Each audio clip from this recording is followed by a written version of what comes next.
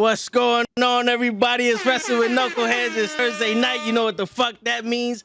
We got the president, the head honcho, the boss, the godfather, whatever you want to call him. He goes by everything that under the book. The leader. What's going on? We got Invictus Pro Wrestling in the building. What's going on, Alex? How you doing, brother? Oh man, happy to be here. Thank you very much for having me. I'm still vibing to that intro. That was awesome. Yeah, that was put together by one of our boys. You know him, Dave from the Pro Wrestling Podcast. Oh, He just changed it. Yes. Put that together for us. Yeah, he sponsored some matches for us before. Love Dave. Oh yeah. His genius mind put that together for us. So you know we're in his debt right now. But yeah, he definitely. Yeah. I saw you was looking. We got multiple podcasts throughout the week. So we talk about comics, wrestling. Right. You know, life and stuff like that. So that's where all the other people came in. I promise there's not like 18 people coming in on this podcast. Yeah, that's good. Have a nice mano-a-mano conversation, you know? Yeah, for real, yeah. But yeah, Pimp mentioned in the thing he got the flu. I'm happy it's not COVID-19. Yo, brother, heal up, man. We're gonna be here every week, bro. Get better. Appreciate you stopping by, letting us know what's going on. Walter Kenny from the call-ups in the building. Yo, just so I can throw this in his face. Yo, Kenny, John Cena followed them on Twitter, but he didn't follow you. I'm just saying. You're gonna have to drop the. Really spreading the wealth this week. Word. Oh, there goes Dave right there in the comments. There's a new one. Adding that to the list of titles. There you go. I also go by El Queso Grande. Oh, there you go. El Queso. Yeah. Yeah. Nice. You are the Apollo Crews of promoters for independent wrestling. There we go. Yep. I like it. Yeah, I have to start off with your social media title. I know I looked at it. We were supposed to have this interview a couple months ago, but you know, life happened. And I saw you have a social media champion. We do have a social media champion, yeah, for much of the title's existence. It was held by Big Game Leroy. Yes. Unfortunately, back in February, he lost that title to the current champion, #MCM, Mucho Chris Moljo, everyone's favorite man crush. He's not my favorite man crush.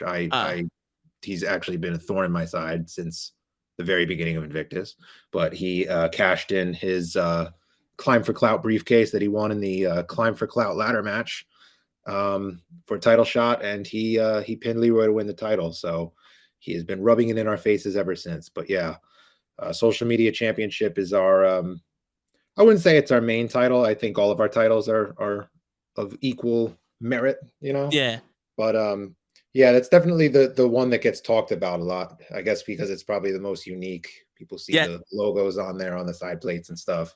Yes. We haven't gotten sued yet, so that's a plus. Hell yeah. I was wondering, does the champion get to control your social media accounts? No, so we it's called the social media championship because every match that it is contested in is available for free.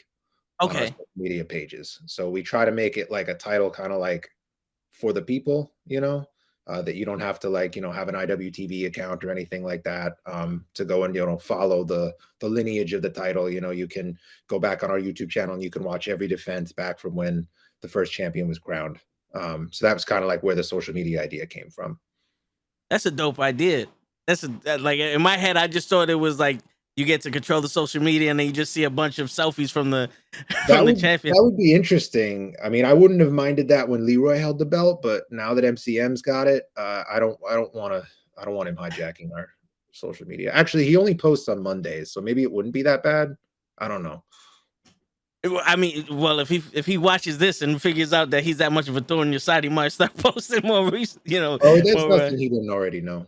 Oh, okay, all right. All right, so who is your favorite man crush? If it's not Chris Moljo. Oh man, like within the world of wrestling or in general? We could do both. Okay, so like within the world of wrestling, Drew McIntyre is a very handsome man, I gotta say. He's got that rugged, Scottish thing to him. the beard helps out. Beard, yeah, the kilt. You know, not many men can pull off the kilt. He No, rocks it. He rocks it, I think. And yeah, in general, I don't know, like I gotta go with Johnny Depp, man. He's been killing it as of late, you know. I I'm Team Johnny 100%. I hear you. I hear you. The courts are helping him out. Oh yeah. No, I was a stan since the Pirates of the Caribbean days, and now I just, you know, newfound love, newfound appreciation. No, yeah, I hear you. I hear you. And yo, real quick, am I the only one that thinks that Drew McIntyre got taller when he came back? Oh, 100%. I mean, I'm agreeing with you. Like, Yeah, I mean, it wasn't just, I feel like in general, like the beard, like the, because I saw him at Evolve, like in between his WWE stints when he was on the Indies, and I had front row seats to that show, and he walked by, you know, when he was like circling the ring during his entrance. I was astounded at how large he is. Like, he is a massive human being. he makes Roman Reigns look small, and Roman Reigns looks big compared to most of these people. Yeah, that's what I'm saying. Like, he's Yeah, easily, I think, yeah, I want to say he's like 6'5", 6'6", maybe, Drew McIntyre. and when he was in the 3-man band, he didn't look that big. No, he definitely, like, he filled out a lot when he was Yes. on the Indies. He got that revenge bod on WWE. Yeah. Yeah. Yeah. Definitely. Do you think that, all right, since we're going to talk about his body, right? This just popped up in my head. Do you think that wrestler needs that body to succeed? Um, no, I don't think so. I think my belief personally is like uh variety is the spice of life in wrestling. If you had every single guy, you know, on the roster, every single guy on the card comes out looking like some fucking Adonis, you know, like Yeah. chiseled like a Roman Reigns or Drew McIntyre type, it get pretty boring pretty quickly, right? To be able to tell people apart, you know. I think you know, part of the fun of wrestling, like part of what pops me as a fan is when I see guys that don't fit that mold go out there and do things that you wouldn't expect, you know? Yeah. But at the same time, like I understand that not everyone has that mindset. You know, I feel like because I'm, you know, involved in the indies, like maybe I'm more open to that because there's so many, you know, different, you know, body types and different, you know, physiques on the indies. But I think, you know, I mean, even within WWE, you got, you know, guys like Otis who have less impressive. I don't, I'm No, trying yeah, to yeah. tread lightly with my words here, you know. No, yeah, I But hear you.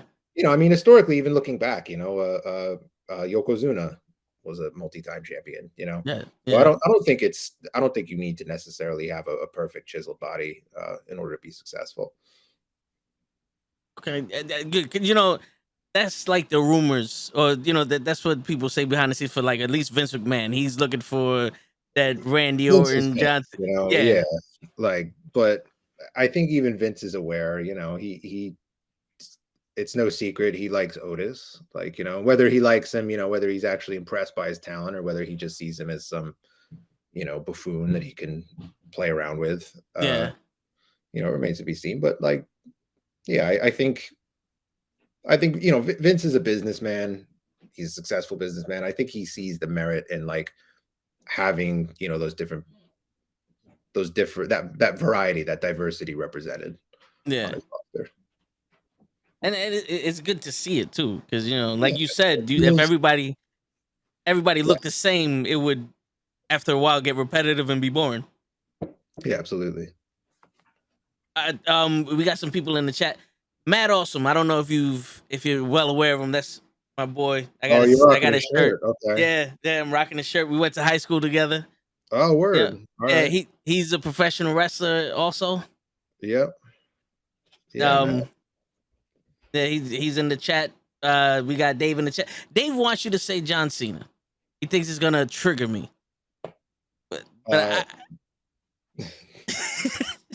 I don't. Yeah. you can say it. Uh, I'm not that sensitive. am I saying it like 3 times? Is this like a Bloody Mary type thing? Like, is something gonna happen? Like, you're gonna come out of the webcam or something? No. I'm they like to see me like get triggered and become emotional. Yes. You know, it's the John Cena versus Hulk Hogan argument. It's like Okay. for some reason everyone hates Hulk Hogan, but I grew up on Hulk Hogan. Like I gotta defend my boy. I don't know how you feel about it because I've did see a interview you did. You came in during the Attitude Era, right? That's when you started Yeah. watching wrestling. Well, I came in a little bit after the Attitude Era, but yeah, I so to me, like Hulk Hogan, The Rock, and Cena are like three sides of the same coin. Pretty much, they're like three different. It's the same wrestler in three different generations, in my opinion. As Yeah, far as like they got over entirely based on their charisma and in-ring ability. They had 5 moves that they could do well, and it worked, and they made it work. Like, so to me, I think, yeah, um, as far as like the debate of who's better, I think it's a little it's personal preference, I guess. It's dealer's choice. It's all about because they got over solely based on their charisma. I think it really boils down to like who you grew up with, who you yeah. grew up watching, and who had that lasting impression on you. You know, so for me, I don't know. I mean, I love The Rock. I know that wasn't part of the original like No, I get it though. comparison, but I grouped the three of them together for that Yeah, reason. Like, yeah, you know, as far as like Cena versus Hogan, I mean, I have to keep my social media followers happy. So Mr. Cena, who is an esteemed fan of Invictus, yeah, as we yeah. all know. Yeah. He's a I VIP think follow. I'm obliged by our PR department to say Yeah, John I Cena, get it. uh, but no, I mean Hogan. I'll always have that nostalgia pop for Hogan. Like I said, even though I got into wrestling after his heyday, I could still go back on the network and watch the old matches. It Yeah. still have that appreciation.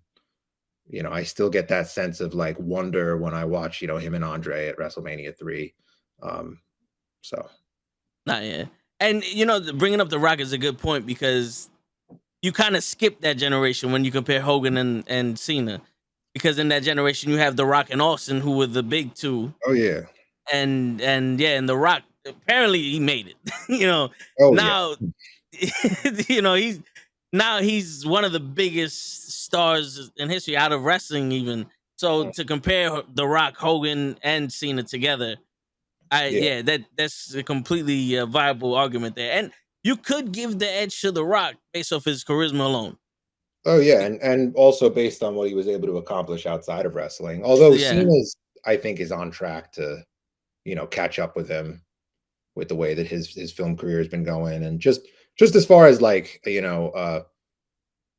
being like a household name, like being recognizable outside of wrestling, yeah, he was definitely on track. I mean, everyone you talk to anyone on the street, they're gonna know who John Cena is. yeah. That's true. Yeah. See that. See Gigi, she's one of the other hosts. She comes in a little after 10. She has mommy duties. Oh, I Uh, got you. see, she's trying to trigger me now with this. I said I get emotional. No, I put the air quotes up, Gigi. Okay, that's not an official. Okay.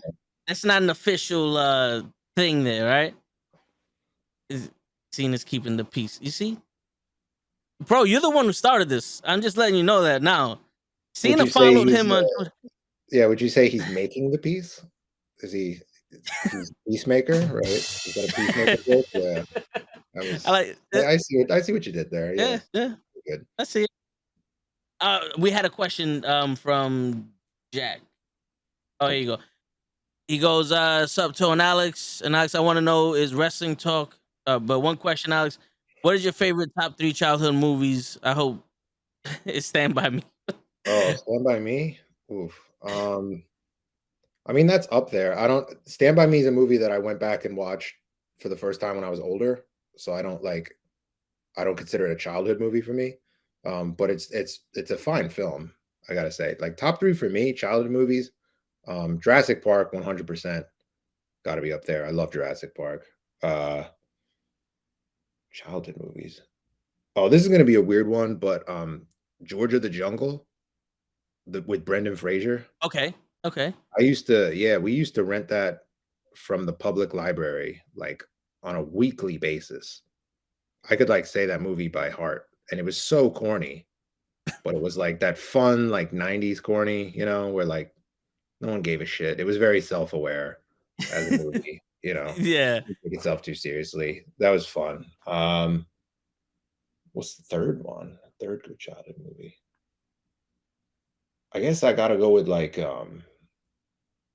probably like a Disney movie. Um, what's my favorite Disney movie? I'm gonna go with Hercules. I was always a big like Greek mythology fan. Hercules was a good movie. Yeah. Yeah, Yeah. Hercules was dope. And the animation was almost ahead of Yeah, its time. If it wasn't for Toy Story, you know. yeah, no, that like 90s like Disney Renaissance, the 90s Disney films, they hit different. Oh yeah. Oh yeah. They had a lot of heart in them. Yep. A lot of heart. Have you known or have you seen the movie The Last Dragon with Shonuff and Bruce Yeah. Leroy? Yeah, of course. All right, cool. You just gained another level of coolness. I'm in my book. The head honcho over here. He's seen The Last Dragon. Of course, yeah. Our viewers, well, our co-host show has. It took him a while before he's seen it, so I give him a lot of shit for that. So now I can throw even more shit at him for it. Uh, Randy has that's me stolen because I was trying to look for this question here. Randy has a question. He goes, "How do you feel about Freddie Prinze Jr. opening up a wrestling promotion?" Yeah, I was reading a little bit about that this week. So I'm going to use the term cautiously optimistic. The idea of having another, I'm a wrestling fan first and foremost. So the idea of having another product excites me. Some people might argue that the market's saturated right now between, WWE and AEW, and then you have, other major promotions out there too. But I think if Freddie Prinze Jr. can create something different, create an alternative, um, I think it has potential. The part of his, because I know he listed his bullet points, his pitch. The thing that caught my attention the most was the SAG part, how he wants wrestlers to become a part of the Screen Actors Guild, which, there's been a lot of talk of unionizing in wrestling, especially over the last few years. Andrew Yang even got involved. It's been like an ongoing debate. And I think that, I think the biggest obstacle is, creating a union and what that would look like. But if you were to have wrestlers as part of SAG, which is already an existing union, not only that, it's a powerful union at that, I think then, being able to get them access to benefits and healthcare and things like that, that could really change the landscape of the business. So I wish him the best. I think if I were him personally, with Lucha Underground, pretty much dead. I don't think it's coming back. There's a niche open in the market now for like a more kind of like cinematic, almost like over the top, very storyline driven product in wrestling right now. And I think that, with coming from his Hollywood background and with the connections that he has, he could really pull that off well. So I would like to see him go in that direction with it. Oh yeah, and Lucha Underground is a favorite of a lot of Yeah, people. yeah. So how would a union work? Like in your eyes, like how would you see that union work? Would the wrestlers be free to go to any promotion they want to, or would they be considered employees at this point instead of contractors? Yeah, well, I think the as far as the exclusivity goes, that's a contract thing. That's that would be probably between them and the company. I think it more so as far as it matters of like equal pay. Okay. Making sure that guys aren't getting screwed out of money for doing comparable work on the same show. Like if you get people who are you hear about some of these stories, especially from the old days of some of the discrepancies of pay, what people were getting paid to wrestle matches on the same card. So hopefully with the under the union, that would be a thing of the past. And then it's really more so just that because of wrestlers with the independent contractor status, it becomes very difficult for them to get any kind of health insurance especially because, you put down that you're a professional wrestler on a health insurance form, you're seen as a walking liability, right? So, Yeah. so I think that, but I mean, but again, as far as what I would like to see, I think, making that more accessible to them would be a huge deal. And hopefully, if it were to work, some of the other major companies would follow suit. So we'll see. But Yeah. I wish Freddie Prinze Jr. the best of luck. And the thing is, like, people can complain, like I said, saying that the market's too saturated. But the reality is, like, if you're an aspiring professional wrestler, having another place to work, another viable place to work, is like never not going to be a good thing. No, it's true. Yeah. And there's a bunch of people that love like independent wrestling. I know the Dirty Heels are sponsoring your event that's Oh coming up. yeah, shout out to Dirty Heels. Yes, the 20th takeover versus SCP1 not only on the Yes. 20th. That I've seen that they're sponsoring that show, and I swear to God, I just lost my train of voice. Like, No, you're fine. You're fine. all right, yeah. So the Dirty Heels are sponsoring the show. Everybody, Yeah, they're love. like recurring sponsors. They've Yeah, sponsored our past several shows. They're real good brothers. Would love having them. They not only, like, as far as contributing with the sponsorships, but yeah. they really, like, they show up and show out to every event they come to. Like, they really get the crowd hype. Sometimes more than the performers in the ring do. No, yeah. That's no shade, I'm just No, yeah. You just reminded me of where I was going at. yeah. They love independent wrestling. They go to every Oh yeah. show they go to. So the more shows they get to, the more actual exposure these wrestlers would have. Yeah. Right? No, 100%. And how does the wrestlers work in like independent circuit? Is it like a contract for a certain amount of time, or is it like an exclusive thing, or is just we need somebody, they come and Yeah, but as far as, like, booking talent for independent shows, it's just I mean, different people do it differently. Some promotions, like, they set all their dates for the year, and then they'll tell, like, their core roster, their recurring people, they'll be like, hey, these are the dates for the year, block these out on your calendar. um we kind of tend to go show to show and give the dates. So, you just reach out a couple months in advance.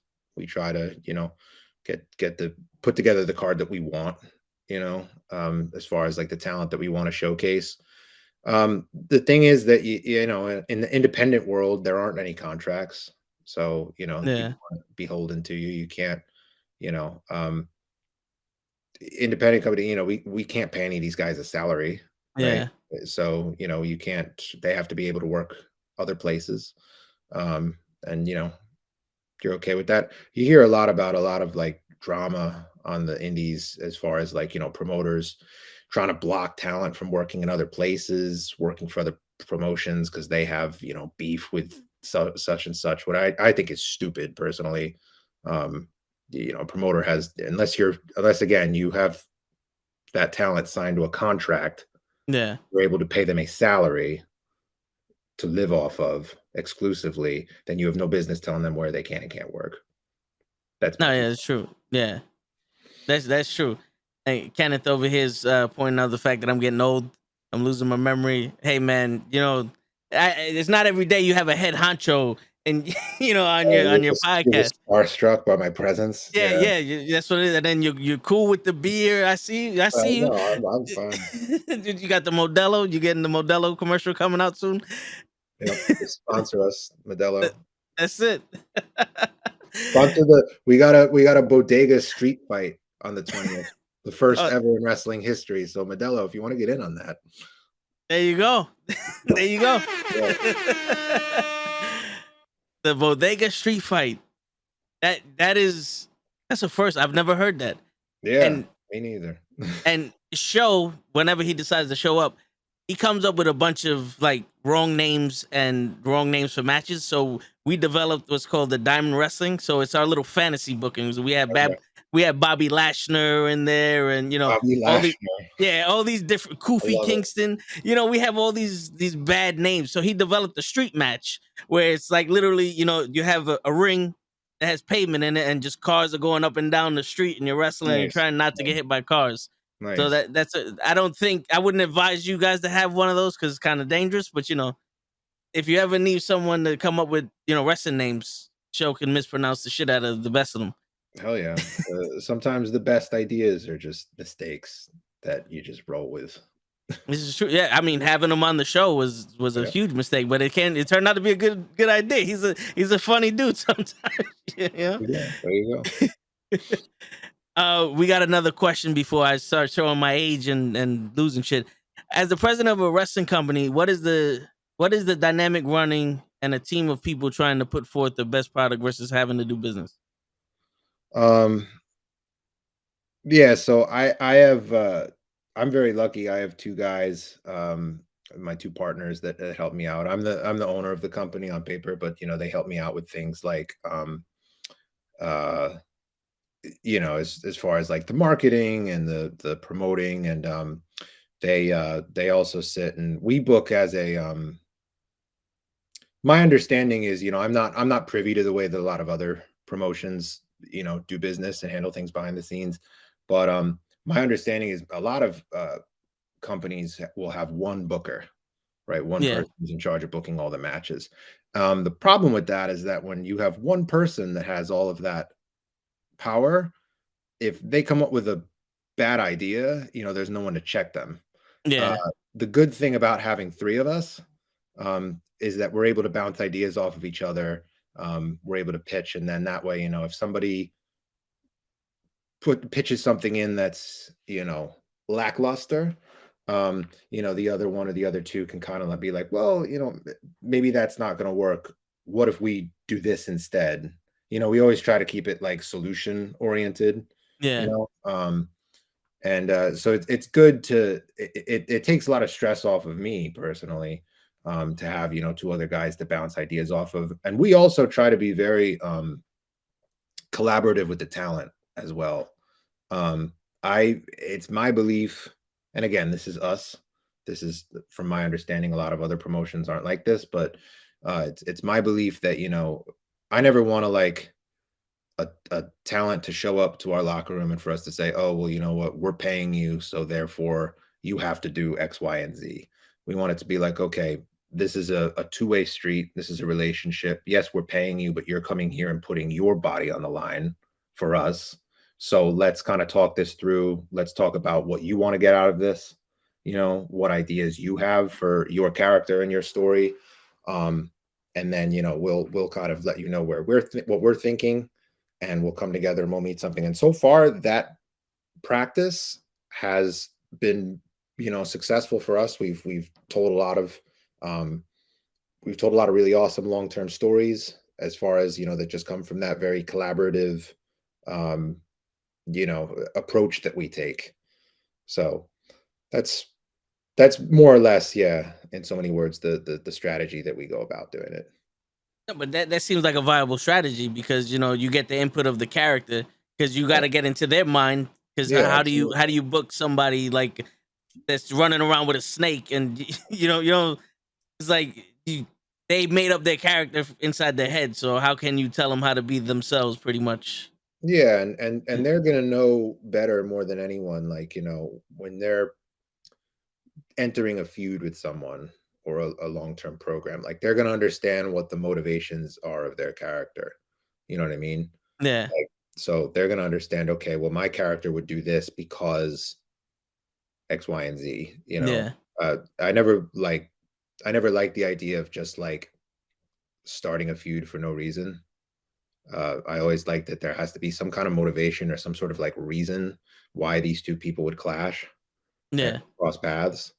So that's why I also don't like I don't believe in like using brawls or attacks to start feuds. Like that's something that has to be built up to, in my opinion. Because like in real life, that it doesn't work that way. Two people aren't just going to like throw hands randomly. There's going to be a back and forth first, an escalation. uh yeah, People, it's human nature. People avoid fights, right? Like, yeah. so why should it be any different, in a wrestling ring? Yeah.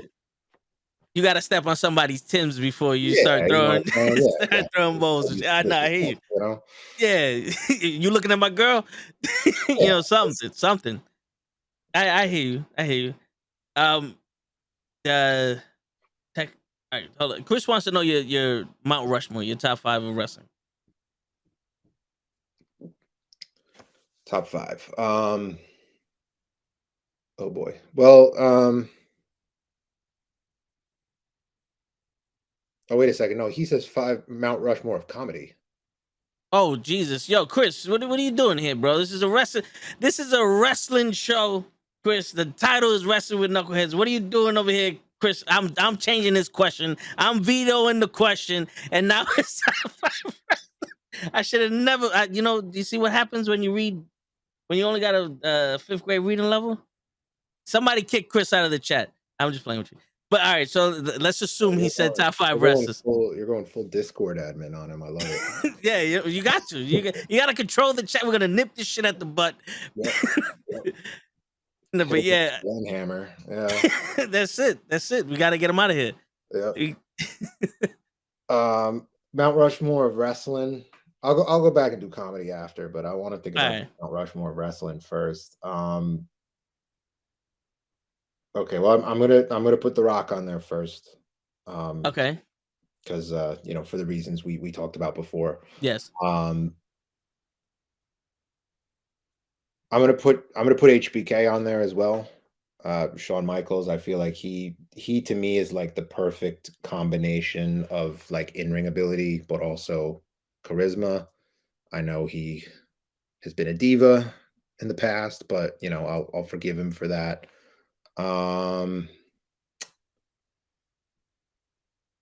I'm gonna put, because I'm a big Puro mark. I'm a big fan of Japanese wrestling. I'm gonna put Misawa on there, Mitsuharu Misawa.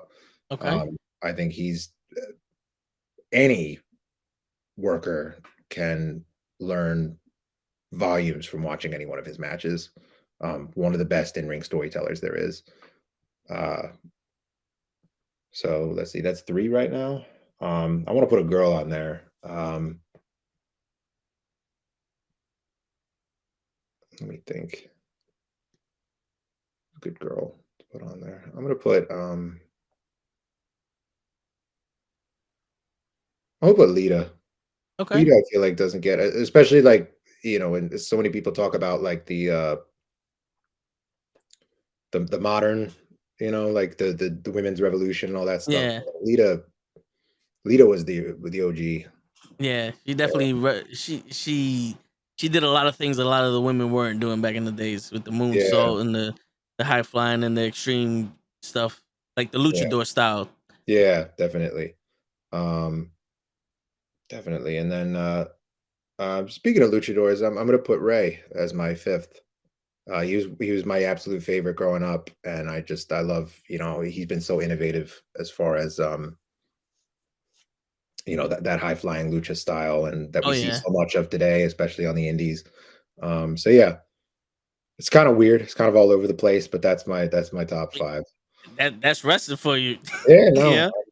Yeah. That's wrestling for you. When you went New Japan Pro Wrestling, I was like, okay. The Japan stuff was like, we got there, because my boy is always Jushin Thunder Liger.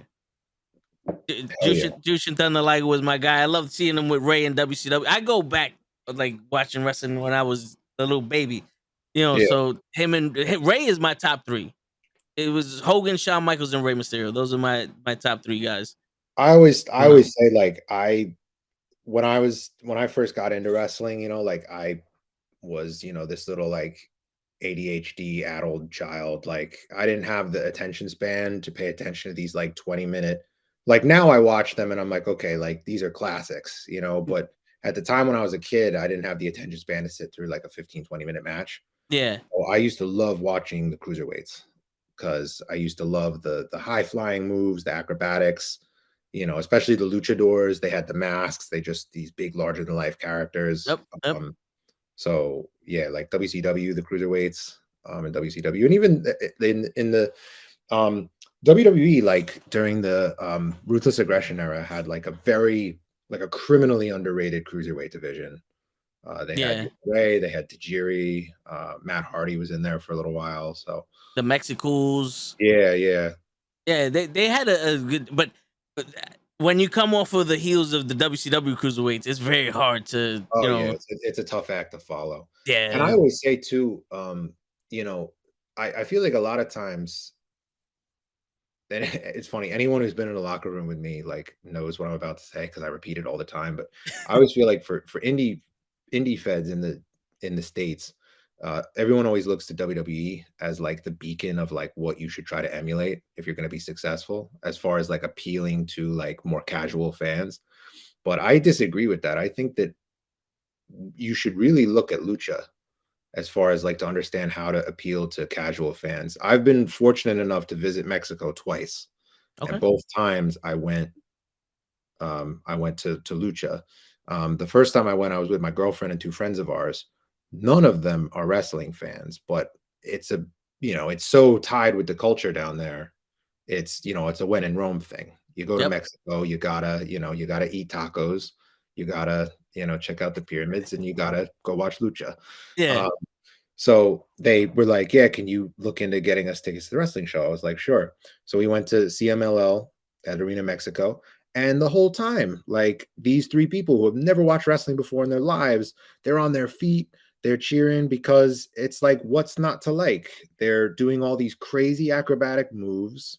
They come in, with the masks. They're these big, larger than life characters, the pageantry of it. You got $2 cervezas, the beer is flowing like wine. And Yeah. and it's they break it down for you very easy. You got Yep. technicals and rudos. They tell you That's it. exactly who to cheer for, exactly who to boo. Yep. Yep. It's like the Yeah, minute the match starts, you're already engaged because it's a yeah, fantasy world with the mask and the stories behind them, and the high flying is so like fast paced yeah, that it's very hard for you to check out at any point. yeah. So I think like again, more I think indie promoters should look more to lucha because there's a lot that you can learn from the way they do it down south of the border. Yeah, some that's a perspective I haven't seen, but you make complete sense of it. Once you said it, I was like, you know what, that makes perfect sense. Yeah. That makes perfect sense because a lot of the legends, like the Great Muda and all these people had the mask, and Oh even the yeah. Warrior with the face paint. Oh People yeah. No, loved all that stuff. the big that's what attracts people. That's what hooks people's attentions. They come for the looks and the masks and the face paint and the gimmicks and the over the top characters, and they stay for the product, Yeah, the in-ring action. At least that's the way it should be. yeah, no, yeah. Because people go to wrestling to get out of the real world, and Mhm. when you have that fantasy stuff, Oh it's yeah. one way to get out of it, and that's what always drawed me to it. Like being able to live vicariously through someone and getting the gratification out of it. It's Yeah, like a absolutely. it's like a good movie, but live. Yeah. Pretty much, it's like a live good action movie. Oh, 100%.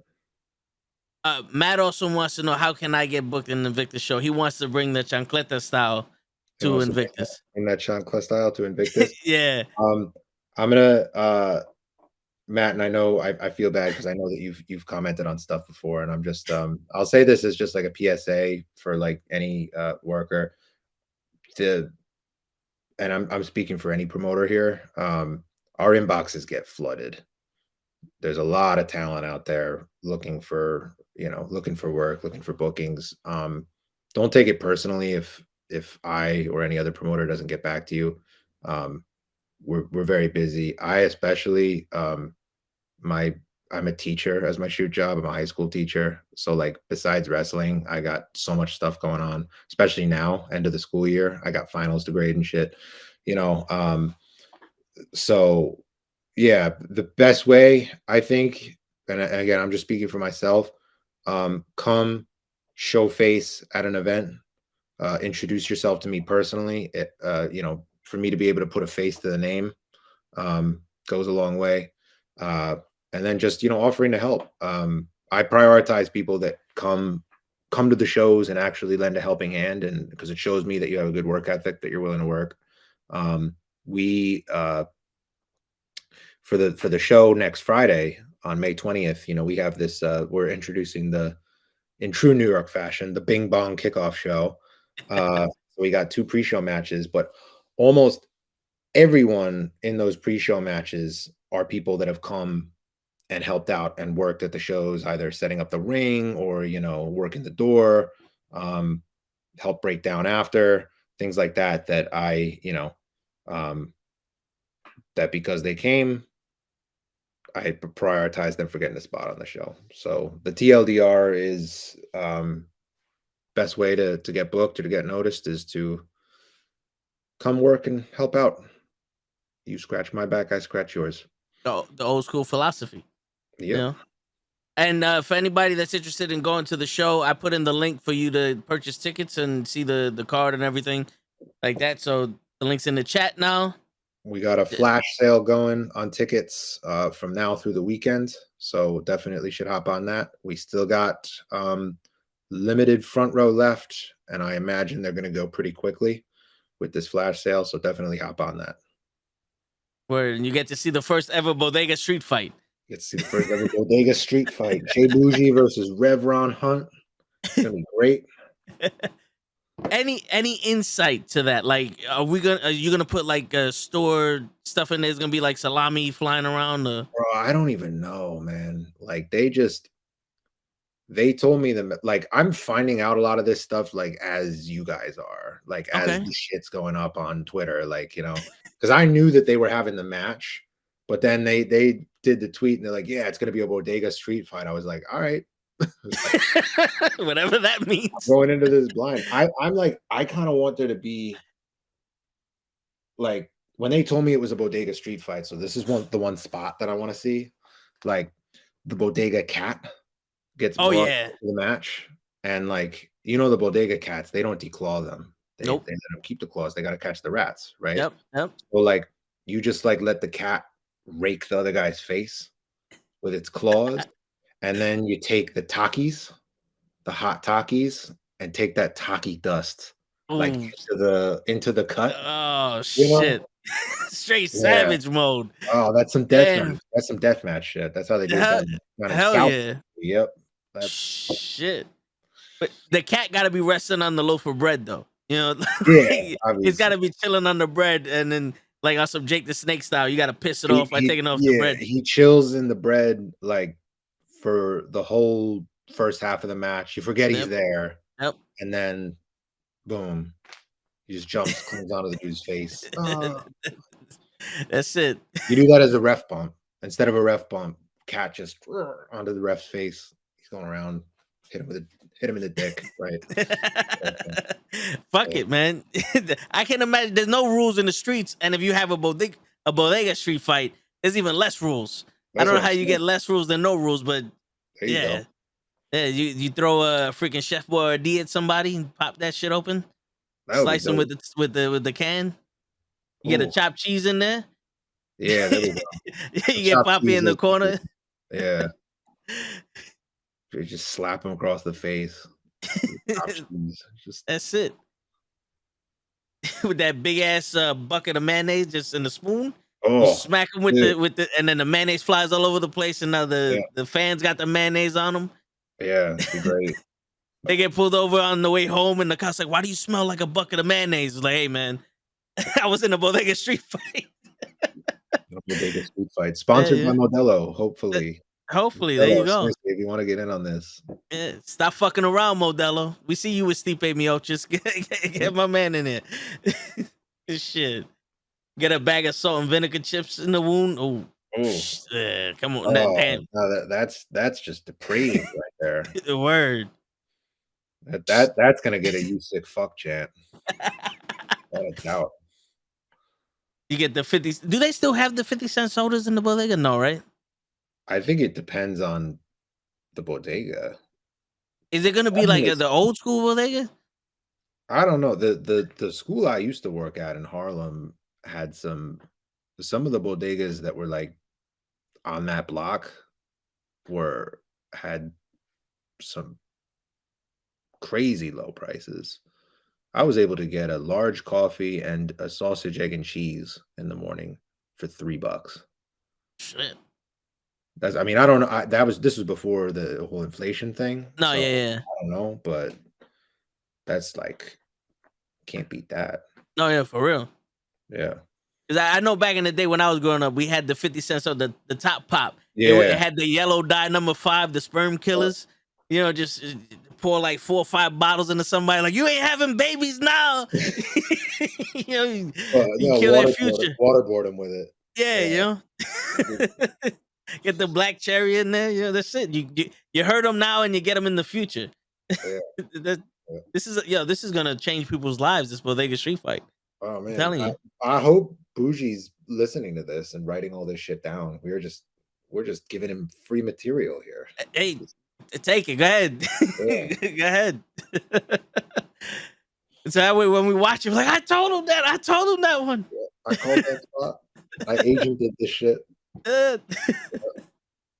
Shit, but that's what's the fun shit about.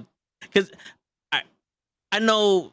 Have you watched WrestleMania, the one before the pandemic, where they had the Nigerian drum match? Yeah, with Apollo Crews and Big E. Yeah, people shit on that. I love all like the weird, goofy gimmick shit in wrestling. I think it's hilarious.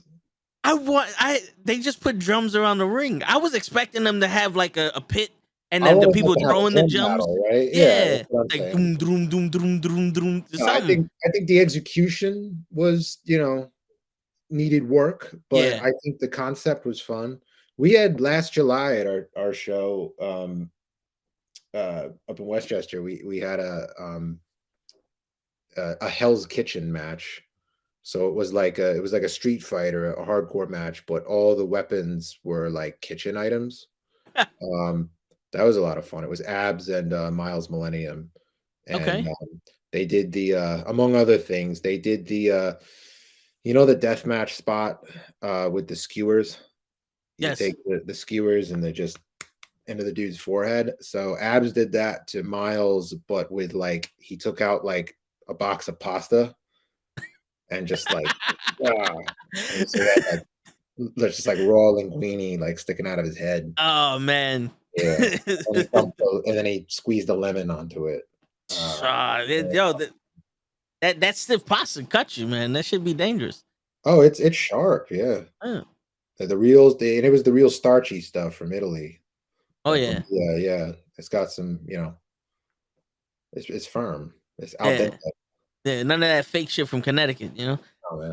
And I think one of the other guys he like got his balls cheese grated or something. So that was, damn. A violent match. Yeah. It was crazy. Damn. No, I love the gimmicky shit like that. I think it's hilarious.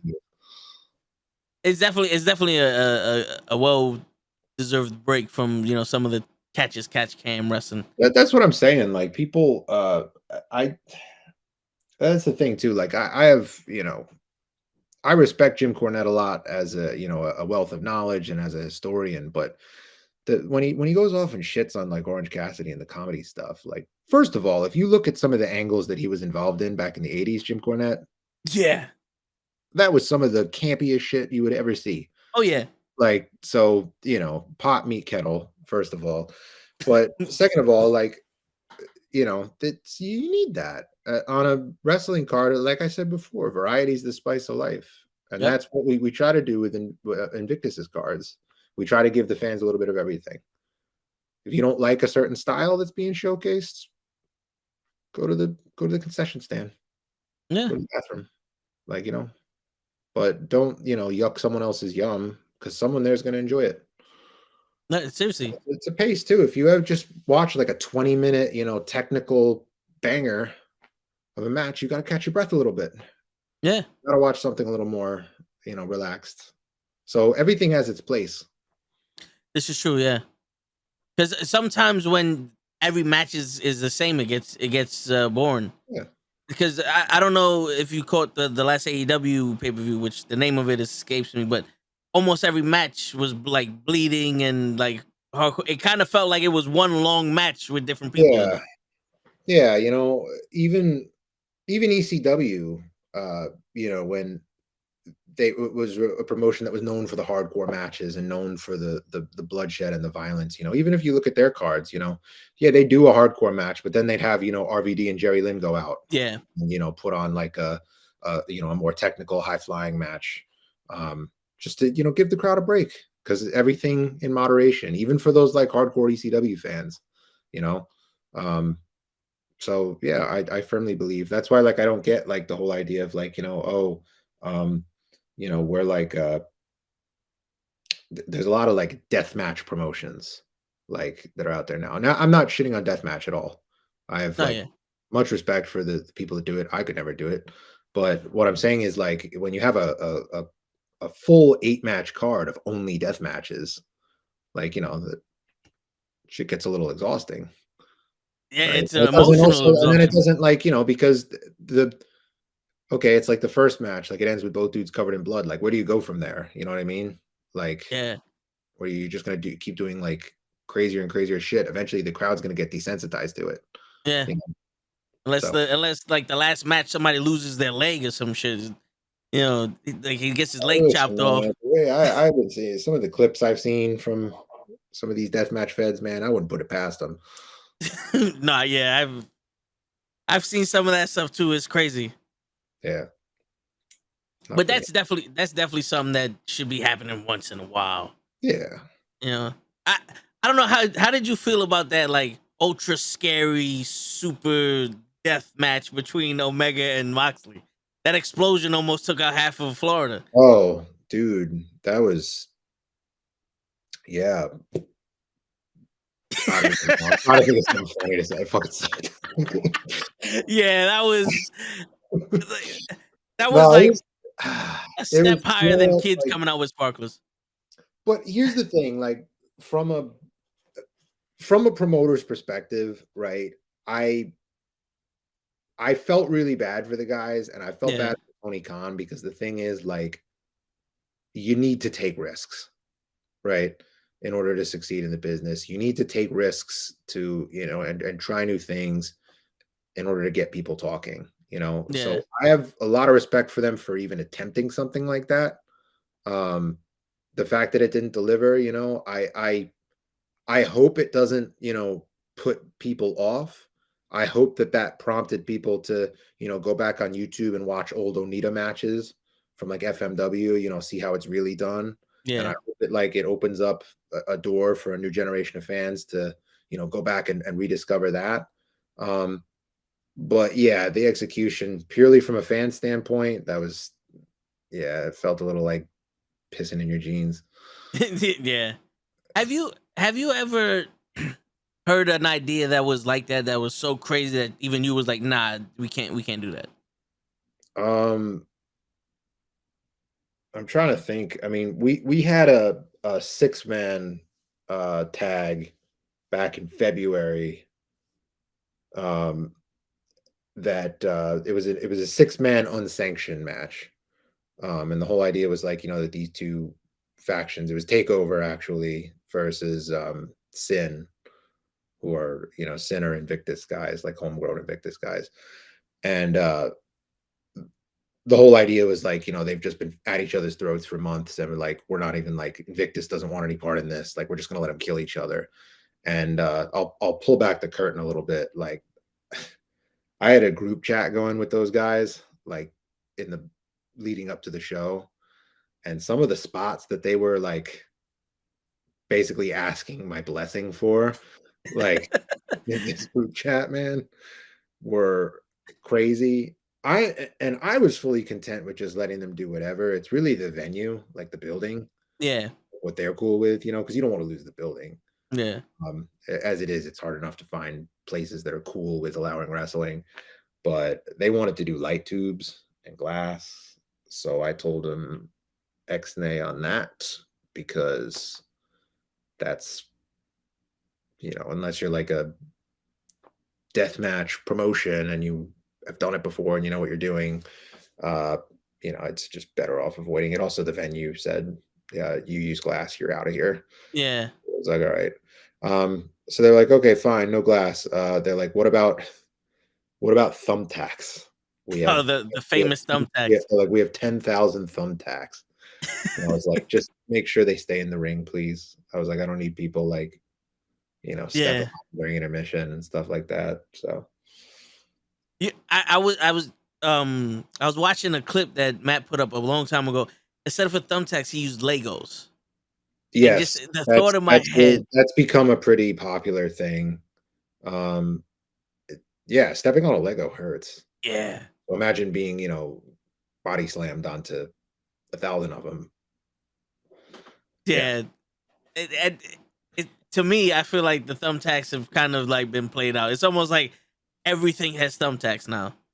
You Yeah. know, So it's more about like how you use them. So yeah, like in that match that I was talking about before, the 6-man that we did, like everyone's seen like somebody getting like, the common spot is like the back body drop onto the suplex, onto yep, the thumbtacks. thumbtacks, or like a suplex or body slam onto them. They did when they dumped the tacks out, they did a little bit of back and forth. So it was like, oh, who's going to end up taking the tacks? And they ended up doing not any of those moves that I just mentioned, but Bougie, being the sick fuck that he is, hit a curb stomp. So the guy took the tacks face first Ooh, and then came up, and they got a beautiful visual of it. I say beautiful. It was disgusting. He came up and he had the tacks in his face, like going up the side and on his eye, and it man, was like, yeah, I mean, he didn't get in his eye, thank Christ, but like, yeah. going up the side of his face, like had these tacks in his face, and yeah, that was yeah, actually, it was so he hit a DDT and then followed it up with this curb stomp. So two moves where his face first into the tacks in a row. Jesus. Yeah. So that was like, I like that. I mean, obviously it was it was hard to watch. It was gruesome, but at the Yeah, same time it was like, oh, that's something different, yeah. like that's not like that's something unexpected and new as far as like the thumbtacks are I can concerned. imagine how the pop was in the crowd. Oh Like, yeah, it was nuts. And JS Hawthorne, the wrestler that took the tacks in the face, he got, I'm pretty sure it's still his profile picture now, but he got a picture oh, backstage after the fact. He's got this crazy smile on his face, and he's got the tacks in his face, and he's covered in blood and shit. Like it was, yeah, it was nuts. It was wild. damn. Yeah. It is he a hardcore wrestler? Or is it was just one of those things No, like we got no, to no, do no. it. This was actually the reason why he wanted to do it, is because he's been wanting to have that kind of match um, since since he started wrestling, and he's from Pennsylvania, and they don't allow blood in Pennsylvania. Oh, okay. So all his matches for his home promotion, he wasn't allowed to do it. So when he finally got the opportunity to do it, he went all in. He actually dressed up. He came out dressed as Cactus Jack for that match, Wow. which I didn't know he was doing that until he showed up that day, and I popped big for that in the locker room when he walked in the Cactus gimmick. That's dope. That's Yeah. dope. I like that. Okay, that's fun. I like that. That's dope. When you mentioned in Pennsylvania they don't allow blood, you're talking about like the Yeah. athletic commission? The athletic commission. Yeah, New York's the same way. Okay. Yeah. Jersey is deregulated. Um, I kind of wish it was a little regulated, just as far as like so that all these clowns wouldn't be allowed to run shows, but Yeah. uh but yeah, that's why like you always see like the death match shows and stuff taking place in Jersey Oh, because okay. it's deregulated. Yeah. Do you have a favorite location? Just I guess either based off the fans or the leeway you get when you put on the shows.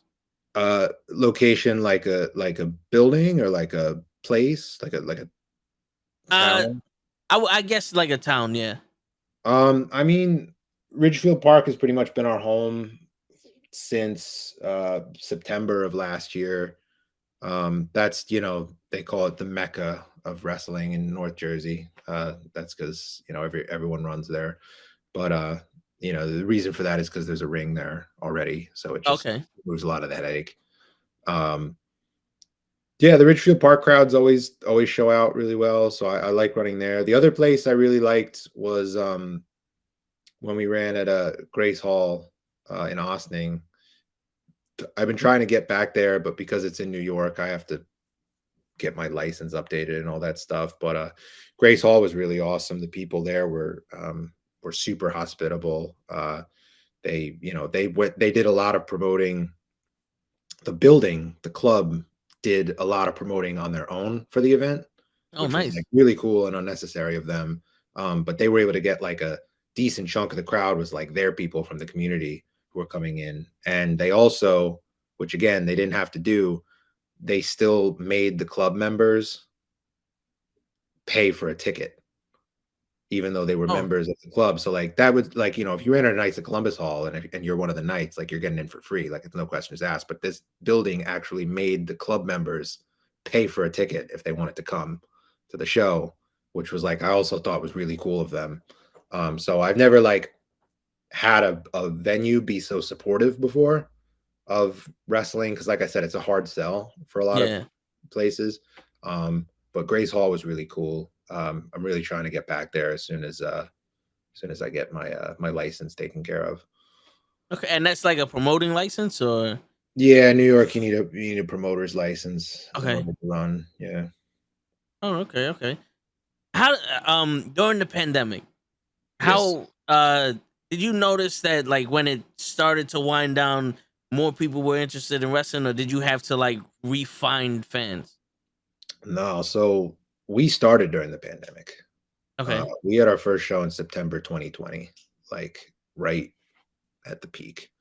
It was outdoors on a farm down in Flemington, New Jersey. Socially distanced. We just had people bring their own chairs, bring lawn chairs and stuff so they could spread out. Um, I think, yeah, like no, we our first couple shows during the pandemic, we drew pretty well, and I think it was just because people were so starved for anything that felt normal. Yeah. They wanted some sort of entertainment, some sort of distraction from what was going on. Um, and for wrestling, especially, this was when WWE, AEW, they were doing the closed set tapings. Um, you know, there really wasn't much. There were, I think one or two other companies in Jersey that were running these outdoor shows. But, we were pretty much the only game in town. If you wanted to come see wrestling, you would, come see us. So I didn't really run into that problem at all of like having to, re-engage the fans. They pretty much stuck through it. If anything, it's been, the opposite problem, which is that as the pandemic's kind of died down and more companies are starting to run again, um, there's more competition. The market's more saturated now. So, you're convincing fans to buy a ticket to your show over the, 5 other shows that are running on that Saturday. That's now the problem that we're facing. Okay.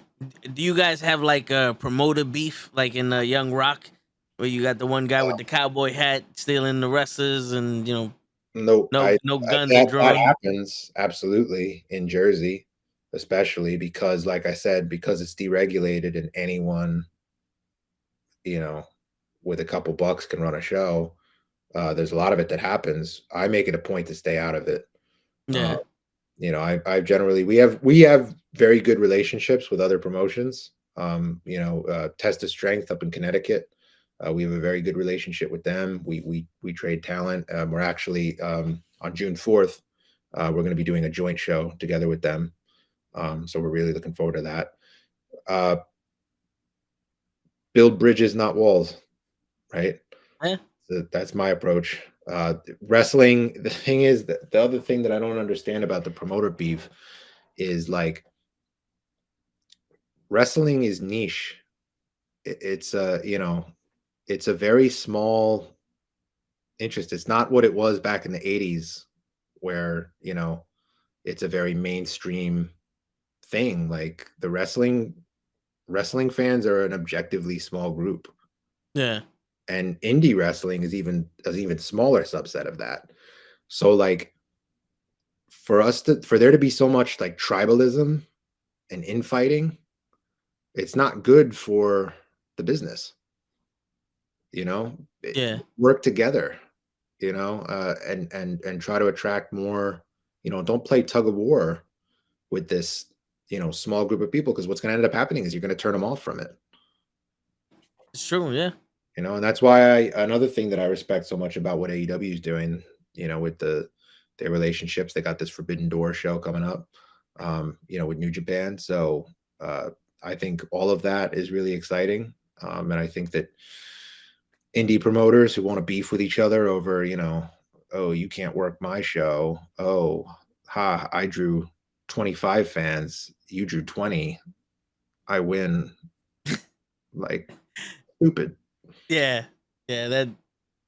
Meanwhile, you could have drew like 45 fans together if you actually worked together and stuff like that. Okay, all right. I don't know how it worked, if there was like a mafia or anything like that. You know, because there's some people who think they're mafia. They actually just sit at home in their basements and talk shit over the internet. But yeah, no one's. They're not badasses. They're keyboard warriors. Nah, yeah, I hear you. Have you heard of the beef between Eric Bischoff and CM Punk? Yeah, I've been reading about it a little bit. Yeah, that's different though. That's not like promoter beef. That's just. Oh yeah. Bischoff's another person. You know, he's like Cornette. I have, you know, immense respect for him as far as his contributions to the business. But I think he's another one where, you know, you got to adapt or die, pretty much. You can't, you know. We got Gigi in the building. This Gigi, Alex. Hi. What's up going on, Alex? Okay. This is our other co-host. You know, she just got off mommy duty, so she's here with us. Oh, very nice. Yes, I did. Thank God for Jameson. Hey, there we go. Cheers. Cheers. I got how we start.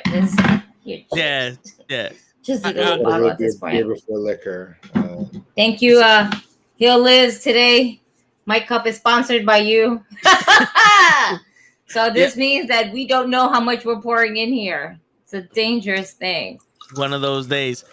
Yeah, Alex. Remember I told you we got an asshole that comes in sometimes. Yeah. Yeah, he's finally made it. Wow. This motherfucker shows up the same time as I do. Yep. This bird ass nigga. Yeah. Oh, he's not gonna strip his. He might. The Invictus Wrestling social media champion. Jonah. Yes. Podcasting what? Oh, on a different level mode? On a different level mode. Excuse me. My man's. He doesn't know how to spell that well. Odd mode. What you talking about? Pod mode? Your kids did that? Yeah. Oh, okay. So Alex, this is show enough. He's the guy that made up the street match. Listen. Okay. My kids wrote this. I'm gonna blame it on them. Don't blame it on me. Oh wow. Well, How y'all doing? So it's awesome. Like that. Mr. Alex, how you doing? I'm doing well, my man. How's you doing? I'm doing great, man. It's nice to finally meet you, man. Likewise. I'm sorry about that. It's time to get serious, man. Serious questions is coming. Show. That's not Mr. Alex. That's the head honcho, the principal, the president, the boss, the fucking doctor, the head honcho. Yeah. Jefe. That's right. Jefe. I like that one as well. The bodega store owner. The bodega store owner. Yeah. The man with the plan. All right. The Apollo Creed of the rest. I'm the bodega store owner. There's glass here. You can't tell. The Apollo Creed of the independent wrestling industry, man. The king of me. I see. That's right. That's right. And just for the record, Gigi, before you got on, he did say that Hogan was better than Cena. Of course. We're just gonna throw that out there. I was there, Gigi. You done? I know. But, I know. you know- I was there too. But my hands were a little bit occupado at the moment. All right. There was only a few things that I was like, hold up, let me just send this real quick. All right. Let me just send this real quick. All right. Yes, I'm gonna finish drying your hair. I got you. I kept hearing, stop texting on the podcast. Just dry my hair so I could go to sleep, please. And I was like, you got a point. I'm gonna stop. He's just like, Toe talks so much, baby. Yes, mommy, I know he talks a lot. Can we finish my hair, please? I didn't say nothing this whole time. Yeah, right. You said a lot. You said a lot. You said a a lot for a 7-year-old to agree with me that you talk too much. Poor guy, man. She doesn't even know that Kenny's not show enough. Listen, mute yourself, Toe. Mute yourself. She definitely said she got both of them confused, but she knows you, and she knows, I didn't do nothing. Alex was here this whole time. He was the head honcho over here. He took over the show. Speaking of Alex, my 7-year-old daughter is completely amazed that you own a wrestling company, that you are the head honcho, and she's like, he owns a wrestling company? Wow. That makes me no way. Like he has wrestlers? Yes. Yeah. So she's like, I want to go to a show one day. I'm so used to we'd love to have you down. We'll save a seat for you. It's 2 seats. Yeah. No, I'm so used to not, I'm the behind the scenes person. The wrestlers are the ones that go out. It's always the wrestlers are the cool ones. I'm always because I'm always going around the show during the intermission and stuff.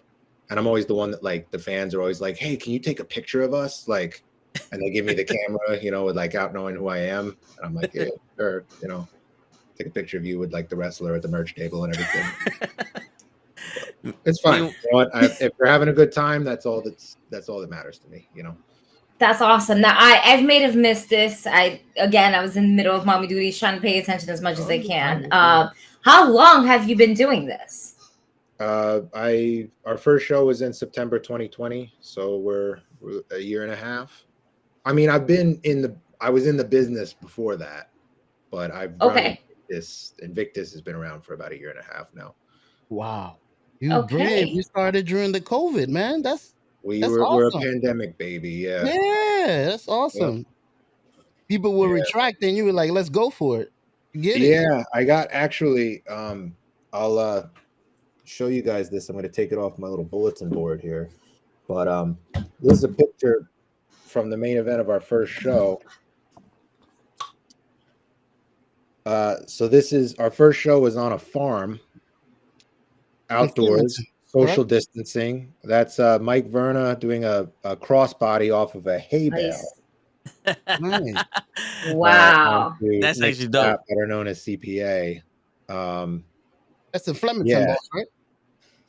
So that was how we started. Set up a ring in the middle of a fucking cornfield and a farm somewhere in the bowels of Jersey, and so we could be COVID compliant. And then it's been the rest, as they say, is history. Nice, and I it's dope that you have the picture, so you could encapsulate that forever and all that. That's dope. Oh well, I got a whole vision board over here. This is all my stuff. Awesome. Yeah. All the memorabilia. Just keep it right there across from my desk. But that's good because it kind of always reminds you of what your goal is. Yeah. And what you're always trying to achieve. It kind of makes you just want to achieve it a little bit more. Yeah, and it reminds me to never settle, always absolutely try to be bigger and better. Yeah. I got a question for you, Alex. The first show was in Flemington, New Jersey? Flemington, New Jersey, yeah. Are you running any shows out of there anymore? We haven't run out of Flemington since November 2020. We ran one other show after that one at the Next Level Arena. Mm-hmm. And we haven't run there since. We moved up to because I'm from New York. I'm from Rockland County, and it just became very tough for us to run that far down in Jersey. Because after the shows, I'd be getting back at 1, 2 in the morning, and I was like, it just made more sense to migrate up to like North Jersey, like Bergen County. I mean, if we could find a less expensive venue, I wouldn't be opposed to coming back there again. We got some great crowds in Flemington. Yeah, that's close to me. That's why I was interested. I'm like, if you ever word? go by there, I'll come by Flemington. It's only like Yeah, 30 minutes away. I'm not going to that farm again though. The dude that owned that place is fucking terrifying. There's some hills out. He's like, Wait, the farm is not happening, bro. Wait, they had like a little guy in the rocket ship, but it being mean. No, it was literally, so the place was a farm, but it was also it was a working farm. It was a paintball arena. Okay. And then it was like an animal rescue center, and then also like for veterans with like PTSD. Like it was all of these things operating out of the same fucking like homestead. And so like people, like they pulled down this dirt road and they pull up, and there was, like you said, a guy like sitting on a porch in his overalls, and he's like, "Oh, y'all here for the wrestling?" I don't know why he had a southern accent when we're in Jersey. But, like, he was like, "Oh, this wrestling, wrestling." That's why. Like, go left past the barn over yonder. He's like, then you'll see it, and then you pulled around the barn, and there was a wrestling ring in the middle of the field. And we had like our sound system hooked up to a generator in the middle of the field. There was no bathrooms, so if you go back and watch the show on IWTV, you watch the video of it. So there's like the hard cam, you got the ring, and then in the background you just see this like steady procession of people like just going off into the woods to piss, and like wow. Poor crops. I ain't eating no corn from around here. Oh no, it's fine. They were watered, and that keeps the deer away. The urine, or so I'm told. I'm just messing with you. I'm pretty sure they kill all the pesticide after they. They're like, we're marking our territory. You can't go here. Word. Somebody already pissed here. Word. No deers allowed. This is wrestling piss. That's cool, man. That's cool. Yeah. Another question. Yes. Who's your MLW National Open Weight Champion? Is it still Alex Kane? Yeah, it's still my man Alex Kane. He was just wrestled for us 2 weeks ago at our In Bloom 2, which was on April 30th. All right. Yeah, absolute banger of a match against Darius Carter. It was fantastic. And that was my first time meeting Alex. We brought him in for that show. Awesome guy, super cool to hang out with, and he like he's somebody who like he's a younger guy, and he has obviously gained a lot of success recently with signing his contract. So he was super cool, like like obviously like for the younger guys talent to listen to like veterans and like the old heads who have been around for a while, but like I think he had a really interesting perspective as like somebody who was younger that has now gained success, so he was able to like give the other talent some really good advice as far as like what to do in order to get noticed and things like that. But yeah, he's an awesome dude, like in and out of the ring. So that's awesome. Social media champion, as you mentioned, was MCM. Yes, Mucho Chris Mojo. Perfect. Who won the Climb for the Clout? If you don't mind me asking. Yeah, Climb for Clout. PJ Savage of Takeover won the Climb for Clout. Perfect. Is that like a briefcase or? Yep, it's a briefcase. That's our version of the Money in the Bank. I think it's better than Money in the Bank, but that's because I made it. No, it sounds dope. I like it. That's why. Yeah, no, that was a fire match, and I'm not like, I don't like to toot my own horn, but toot, because that was those 7 guys went out there and they fucking killed it, and it was a lot better too. We needed like the redemption so here's another story. I'm just pulling back the curtain and telling you guys all the stories. Hey, when we did the ladder match last year in April, the match is going fine, blah blah blah. It came time for the ending spot. So the ending spot was MCM, Gabe Sky was going up the ladder. MCM clubs him, goes up under him, pulls him off the ladder for a power bomb. He power bombs him out of the ring, takes everyone out on the outside. Clear pathway for him to go up and get the briefcase. So he climbs up, he gets the briefcase, and the carabiner, the hook that the briefcase was on, it locked. Yeah. Oh, so He's up trying to pull it down.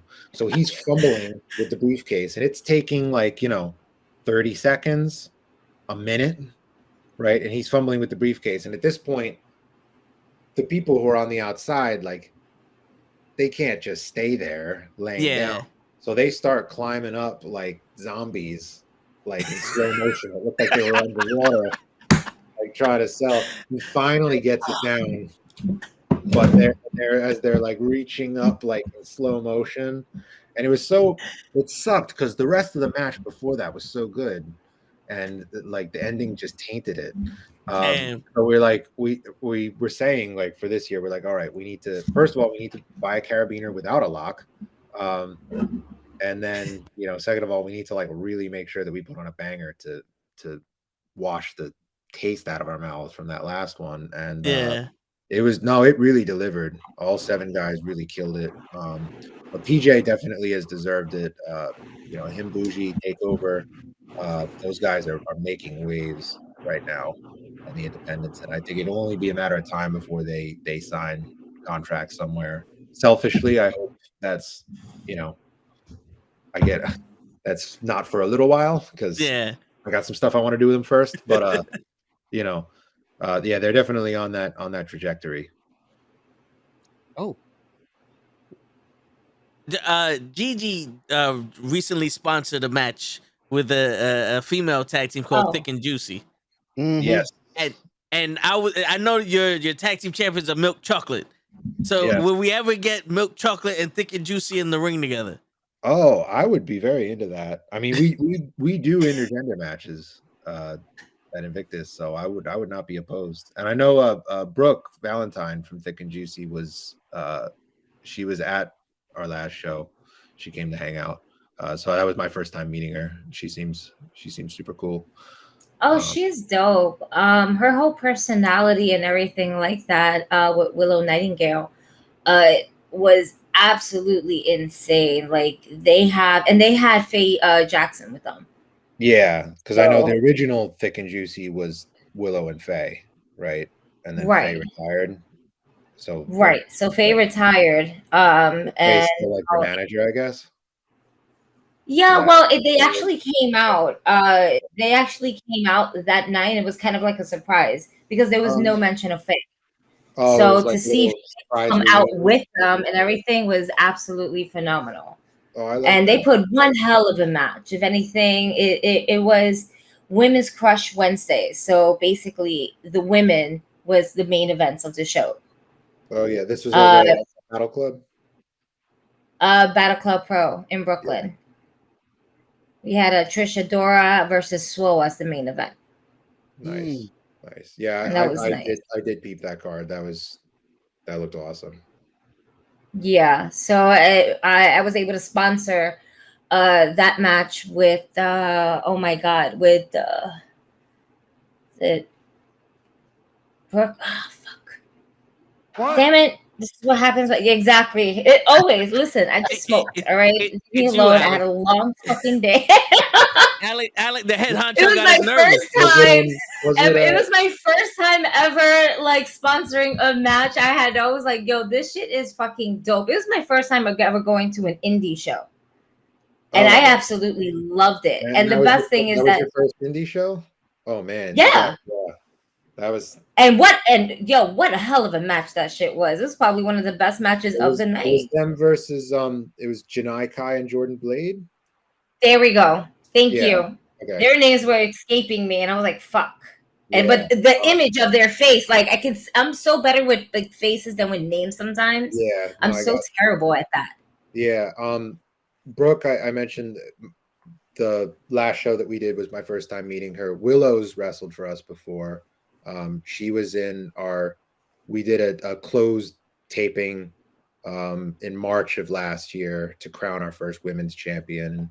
Willow was in that. She went to the finals. She lost to Vicious Vicky in the finals. But Willow's awesome. She's like just like such an infectious personality. She's like so bubbly. She's bubbly. Yeah, absolutely. And like it was cool because I got a chance just to say like hi and bye to them because my ride was leaving. So they were like, we gotta go. I was like, shit. And the best part about this is that it not only was my first indie show, but I brought my daughter with me. And it was her first indie show. And she was like, I just want to say hi to them. This was awesome.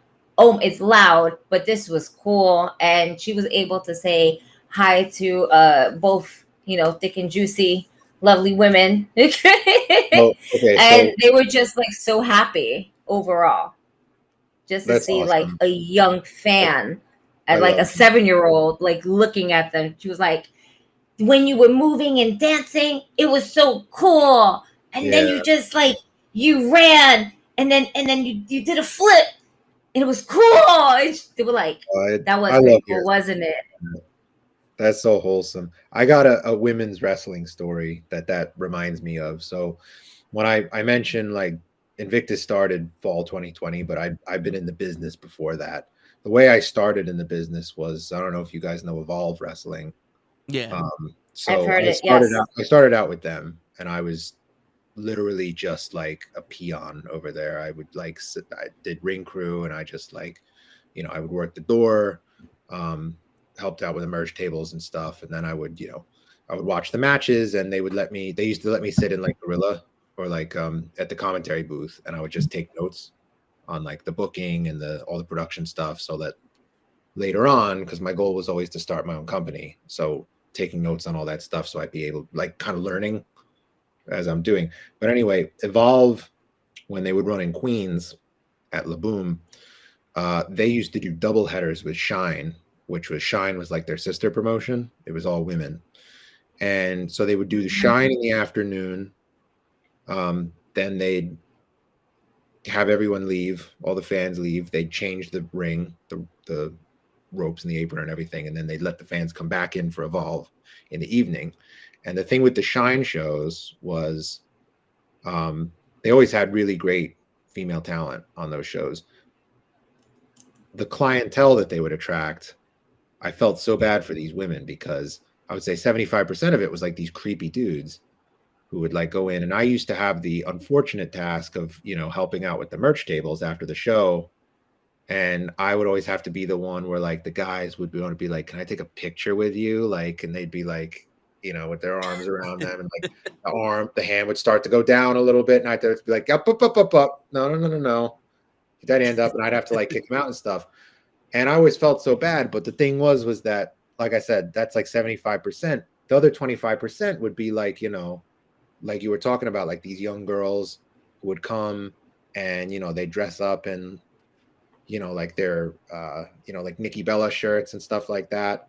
And always have those similar like interactions. They come up, they'd be like, you're so awesome. Like, I want to be a wrestler someday, and like all that stuff. So that really made like the juice worth the squeeze, seeing those moments and seeing the positive impact that they could have, especially on, young girls and inspiring them like that.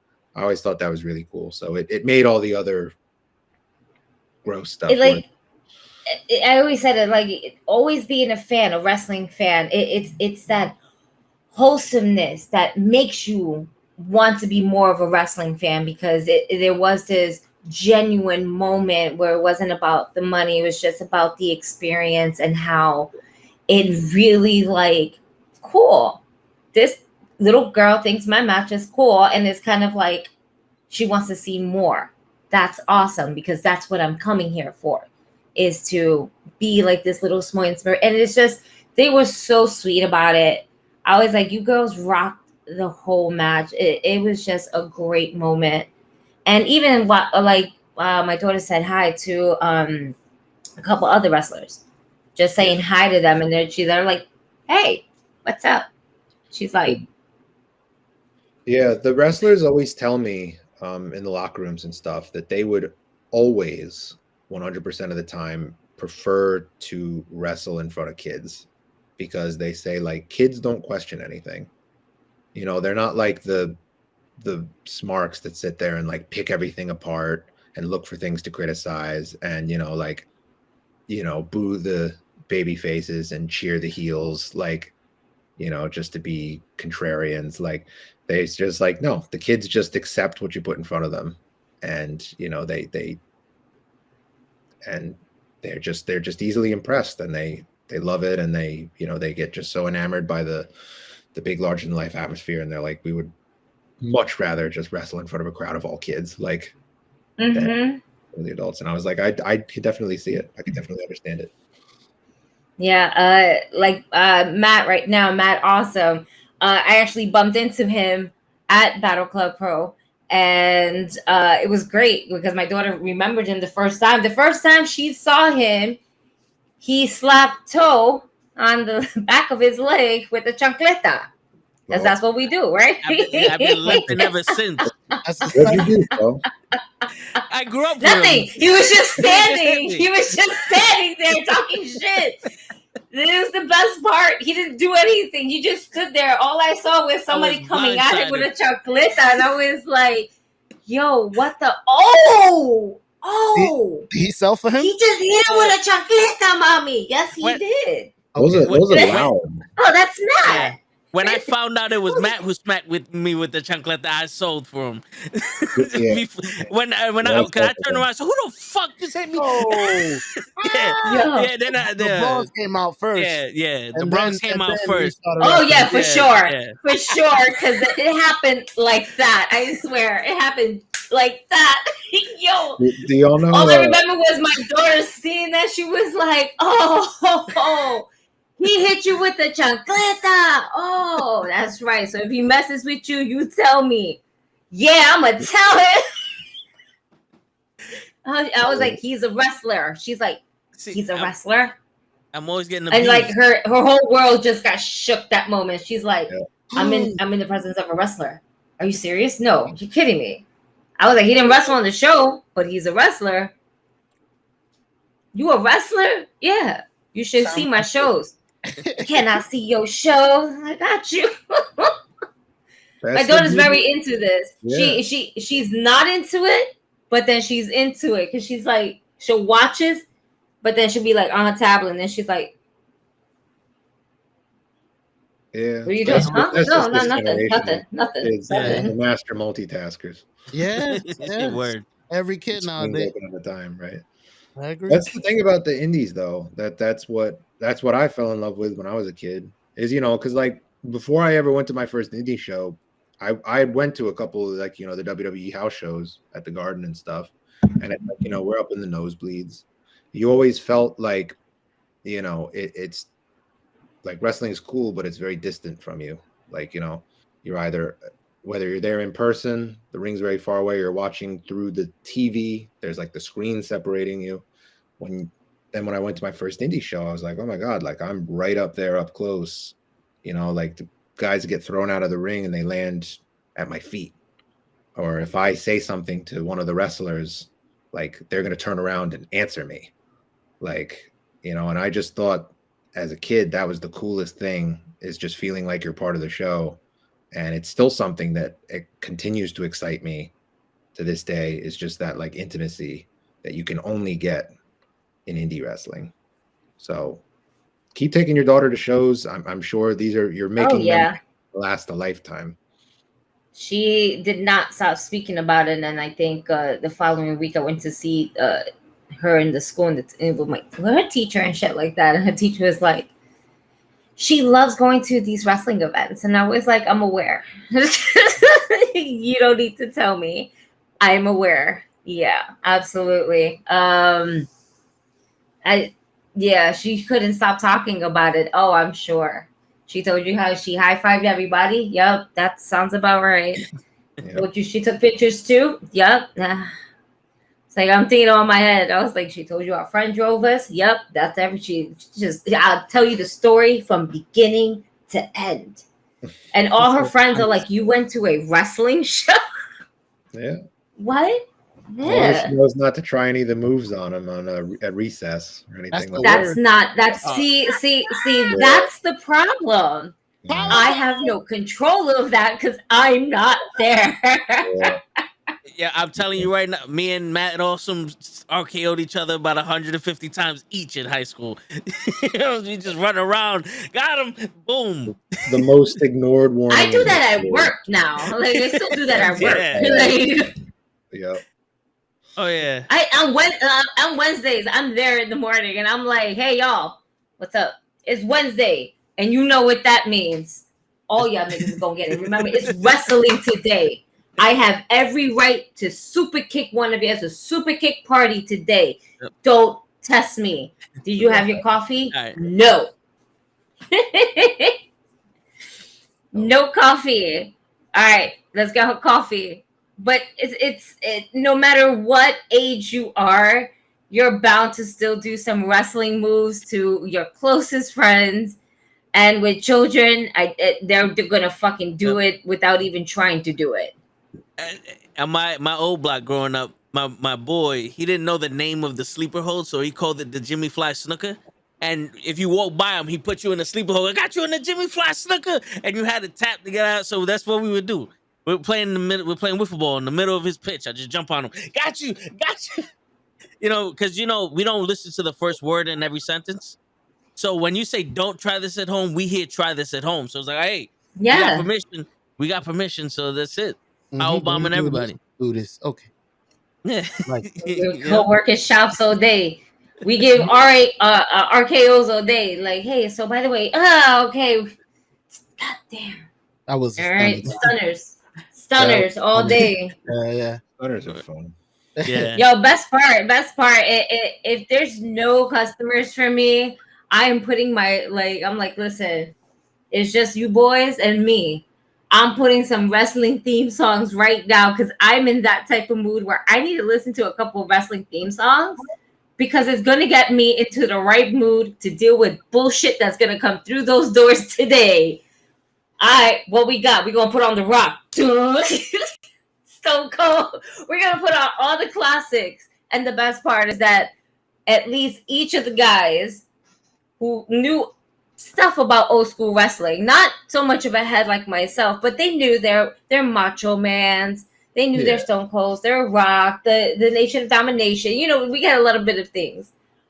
Bret Hart, and they all literally did an entrance for each and every single one of the theme songs that came out. I was like, this is great. This is great. Hold on. Let me put on NWO. Let's see what happens. I knew it was gonna be these three motherfuckers. I knew it. Who's Hogan? None of them, all of them, like, nah. We raise a Ramon. We raise a Ramon. I was like Scott Hall, but it's okay. Continue. And they're like, we all can't be Scott Hall. The tall one. I'm gonna be Diesel. Kevin Nash. I will accept it. Go ahead. Keep going. See what I mean? Listen, if you're going to say the names at that time with me, you must say it right. But the fact that you got the character from before, I'll accept it. Because you're not a wrestling head like me, but I will accept it because I appreciate you taking the time for this. I'm proud of that. Yeah. Yo, Alex, speaking of NWO, are you an NWO guy or DX? Oh, you're going to make me choose. I'm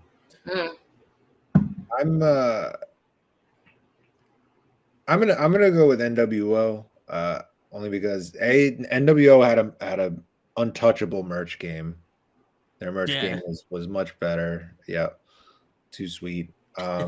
Also, like DX got me in trouble a lot. Yeah, I 100% blame them. To the teachers, blame that on them. Yeah, the principal, to everybody. All the above. Driver. All the above. Yeah, no one's gonna, nobody ever got a detention over that, Yeah, right. Must have been different where you grew up. Oh, well, yeah. Dude, I was in detention for that. No, he's talking about the NWO. He's talking about the NWO. I'm talking about this. Yeah. Nobody ever got a detention over the too sweet, No. I agree with you. I got a question for the host. I mean, for the guest. Mr. Alex, did you ever? Hey, you did you taking ever my wanna- job, Alex? Now, see? Did you ever want to be a wrestler? Yeah, I think like everyone like who works like in a backstage role or a non-wrestling role has always like had those fantasies a little bit, you know, Yeah. and entertained it. But I, from a very early age, like knew not to kid myself. I'm not athletic at all. I played pee-wee soccer for exactly 1 month, and then I quit. That's the extent of my athletic background. Um, for me, like it was always just more of like the idea of like the storytelling part that really interested me because I was always like a really creative kid growing up. And it was like, you know, when I found out that wrestling was fake, you know, we don't use that word. Sorry, it's scripted, Nah. whatever you want Yeah. to call it. Yeah.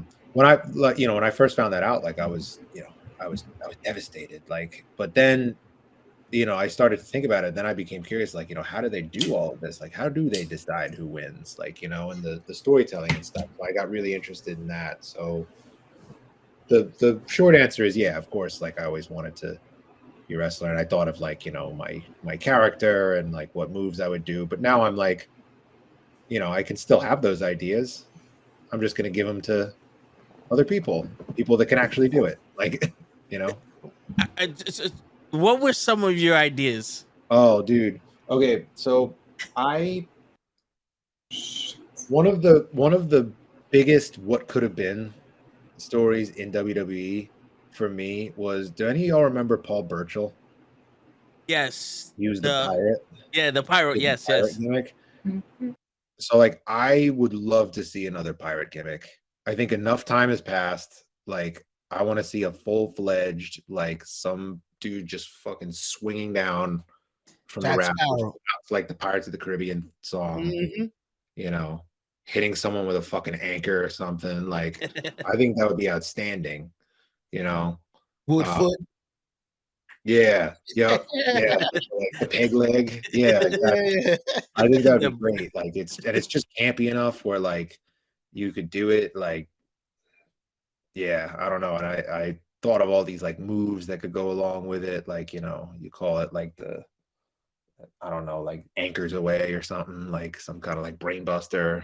I don't know, like That yeah, all that stuff. So I thought like that was really cool. Yeah, I've come up with a ton. Like, but Cool. yeah, I you know, whenever I have good ideas, I feed them to people. I feed them Okay. to some of the wrestlers that I have, you know, help Was them it- develop characters. Was it your idea to use the pure rules match? Yeah, so that is very interesting story behind that match. We found out, obviously, that match was supposed to be Rob Martyr versus Ken Broadway. We found out like an hour or two before the show that Ken wasn't going to be able to make it. Mhm. So we had to scramble. And at that point, what you do is, as a promoter, as a booker, if you find out that a wrestler is not going to make it like the morning of, you call everyone who's booked on the card and you see who they're driving with, because the wrestlers drive together to shows, and you just find out who's available. So I start running down the list in order. Max Zero is the first name on there because he wrestled on the pre-show against Dennis Morgan. That match will be available soon on our YouTube channel. So I call Max and he was like, hey, he's like, we're running a little late. We're driving down from Massachusetts. I was like, oh, I was like, we is good. I was like, who? I was like, who's with you? And he's like, Travis Huckabee. And I was like, so I knew Travis is someone that I would wanting to bring in for a while because I knew that he was a really good technical wrestler, like very, you know, like Brian Danielson-esque. Malenko-ish. Yeah, so I literally, the conversation went just like this. I was like, "Hey Max, put me on speakerphone for a second." And he's like, "Yeah, you're on speakerphone." I was like, "Travis?" And he's like, "Yo." And I was like, "You're booked today." I was like, "You want to wrestle Rob Martyr?" And he's like, "Oh yeah." So that was literally how that match came together. And then after the fact, you know, because I just wanted to make sure he had an opponent first. But then once he got there to the venue and we talked it through, that was when the idea of the Pure Rules stipulation came up. And I'm going to say it right now because he's going to give me shit for it if I don't give him credit for it. But it was Pete Rosado, who's our commentator, was the one who actually pulled me aside and said, yo, if it's Huckabee versus Martyr now, he's like, you should make that a Pure Rules match. And I was like, So the best bad idea. So we did. But yeah, that match came together. I mean, it's crazy to think how like that match was easily one of the best matches of that show, and it came together literally like an hour before it started. I was just about to say that. That was a great match. Yeah, I really enjoyed that one. Just I love like a good technical match. And Rob Martyr in particular, like I said, Travis is excellent, but Robert Martyr, I mean, mark my words right now, give him within 5 years, he's going to be on TV. People are already saying he's the next Danielson, and I have no problem believing that. Just based on his in-ring work, his promos, his intensity, he's got everything. He's got all the tools. It was a great match for coming together that quickly. Yeah, that was a good match, bro. Yeah. To elaborate on what you said, man, that's the beautiful thing about wrestling. It may be fake, but it's like a dance. When you get in there, it's a dance partner. We got to dance without knowing what the dance is. Yeah. So it's a beautiful thing. And that's the thing. You can't do that with just anyone. You know, you can't always just throw two guys together at the last minute like that and expect, you know, a great match. But those two guys are versatile. And they said actually, like, they were saying afterwards that the Pure Rules stip actually like helped them put the match together, you know, because it gave them like parameters to work in, you know. So yeah. That was originated in ROH? ROH started the Pure Rules, yeah. That became one of their like things that they were known for in their early years. And then when they brought back the Pure title during lockdown, then it like permeated out into the indies. More indie feds started booking Pure Rules match. That was actually the first time that we ever did one. But I've been wanting to do one. So I don't know, it was dope. It came out great. Yeah. No, thank you, man. I thought the actual storyline was like a little gimmick, but it was true because they switched the wrestler. Oh yeah, like, no, we wouldn't. We need you to pick what you want to fight. Oh, I want to Pure. Okay, we're gonna give you an option since your wrestler lost. Okay, that was fine. That was dope. I like it. I will say I'm disappointed that Martyr versus Broadway didn't happen because I don't know if any of you guys saw the shit that they were talking back and forth on Twitter leading up to that match. Yo, Ken quote tweeted the match announcement and he was, what did he say? Oh, he said he was gonna roll Martyr up like a backwoods, and that he did the little like, and I was like, I genuinely like spit out my coffee when I saw that in the morning, like. And then Martyr cut this awesome promo on him, you know, retaliating. And he's like, yo, he's like, you're going to roll me up from like a backwoods. He's like, I'm from 176 in Lennox, bitch. Like, he's like, fucking fight me. I was like, oh, I was like, okay. So we feeling violence today. Okay. Yeah, we chose violence. I like it. Hey, that's cool because you still got left. You have a match that you could put on. Yeah, that's what I'm going to say. We can revisit that in the future. Mm-hmm. Definitely. I mean, it's looking like, you know, Robert Martyr and Big Leroy are going to be feuding for a little while, but you know, it's definitely something that I'd like to see in the future. So now, Alex, you mentioned Pete Rosado, correct? From We Are Wrestling. Yep. We will actually be having him next week on the podcast to join us, and we're actually going to be talking up a little bit more about this. It's really cool to see like two like you and then like him next week. It's just it's so crazy, and I'm absolutely loving every second of it. Pete, Pete was one of my first friends in the business. We met at those Evolve shows, same shit, doing ring crew. before either of us, before Invictus, before We Are Wrestling.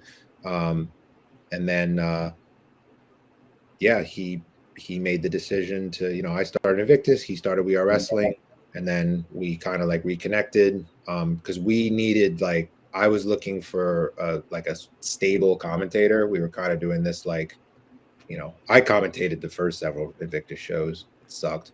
But so I wanted a more seasoned, steady guy. And, he stepped in on that, and it's been great. We have a really positive relationship, not only with him coming and working at Invictus, but also between the two companies too. So the social media championship has been defended at We Are Wrestling. And I'm sure that if and when We Are Wrestling introduces a championship, I don't know, but I'm sure that it'll be defended over Invictus as well. Awesome. Nice. Very cool. Nice. So that's it. You just build up the community. Just make it bigger. I was saying before, collaborations are amazing. Build bridges, not walls. The wrestling community is too small to afford any infighting. Yeah. There's enough of that shit on Twitter. That's it. No, that's Twitter hate. From a distance. Pro, you would know, my dear friend. Yeah. Yeah. He was getting shit for a comment he made to Eric Bischoff. Eric Bischoff about CM Punk's UFC. He asked Eric Bischoff how many UFC fights that he has, and apparently people wanted to give him shit for it. Which is the truth. You gotta have balls to go in that ring. Yeah. This ain't wrestling. You gonna get punched. I mean, they were talking about CM Punk's UFC, record. But it nonetheless, sometimes Eric Bischoff can go too much off the rails. That's Toe, we were about to talk about that. Yes. Before the others came in, we were talking about Bischoff. Yes. Yeah. So actually, that's a good way to bring it back full circle. Yeah, I don't know. Bischoff's another one of those guys. He's like Cornette, where I respect him for his contributions to the business over the years. But as far as the hot takes that he's giving now, I don't agree with a lot of it, because a lot of these guys, they have this mindset of we need to bring back the glory days of wrestling, and it's the problem word in that sentence is back, because wrestling doesn't move backwards. Just nothing moves backwards. Yeah. We have backflips, but we don't move backwards. Yes. There we go. That's a shirt right there. There you go. But no, it's you know what I mean? You can't, the business is constantly evolving. Wrestling's constantly evolving. You can't stuff the genie back in the bottle. Cornette wants to go back to the times when, kayfabe was alive and well. That's not going to happen. Yeah, it's impossible now. It's not. But we do give credit to those who tries to keep it alive for themselves, like Abaddon and Danhausen and MJF. The list. Yeah. Oh my God, MJF for sure. Yep. I'm not saying it truly is a lost art. But it's a lost art, but only few can actually attain it. It can't be done across the board. It just doesn't work like that. No. And it makes that select few that much more special. But at the same time, it's all right, for everyone else, we have to learn to, adapt to it, adapt to that new reality. It's okay, so, the fans are aware that it's scripted now. Lean into that, right? Mm-hmm. Blur those lines a little bit. Yeah. But yeah, as far as Bischoff is concerned, I don't know. I've listened to 83 Weeks, a few episodes, just hearing him talk about, when you go and listen to the episodes of him talking about some of the really shitty WCW pay-per-views, like Sold Out 97, the NWO pay-per-view that they did, which was it was awful. Again, what we were saying, Toe, before about the exploding ring match, I respect them for taking the risk and trying something different. I'll never knock someone for that. But the thing is that Bischoff, when you listen to him talk about it on the podcast, he's standing by all of the decisions that he made, which in hindsight, with the power of hindsight, like they were mistakes. Like they were all things that he shouldn't have done. And to hear him just they weren't all like on mark. It's not on cue. Some worked, yes. Yeah. But it continuously at a certain point, it wasn't hitting at all. And you have to, and part of being a promoter and a businessman is you have to own up to the shit that doesn't work. Yeah. You know, you have to accept that. How you gonna change it if you don't? Yeah, exactly. That's what ruined his company. The trying to split NWO into a different company and different. It's not gonna work. Again, I respect him for trying it. I respect him for taking the risk. And then we also respect him for trying again in TNA. That was that was like I think that was the nail to the coffin. To be honest with you, it's like my man. I think that was a money grab. That was a money grab. Eric Bischoff was like, nothing can help TNA. Nothing we do can help TNA. They're going to give us a shitload of money. Let's bring Hogan in. Let's take away any of their identity with this 6-sided ring. Let's put a 4-sided ring in there and call it a day. Probably one of the worst decisions they've ever made, because that 6-sided ring was made them the most unique company at the time. Yeah.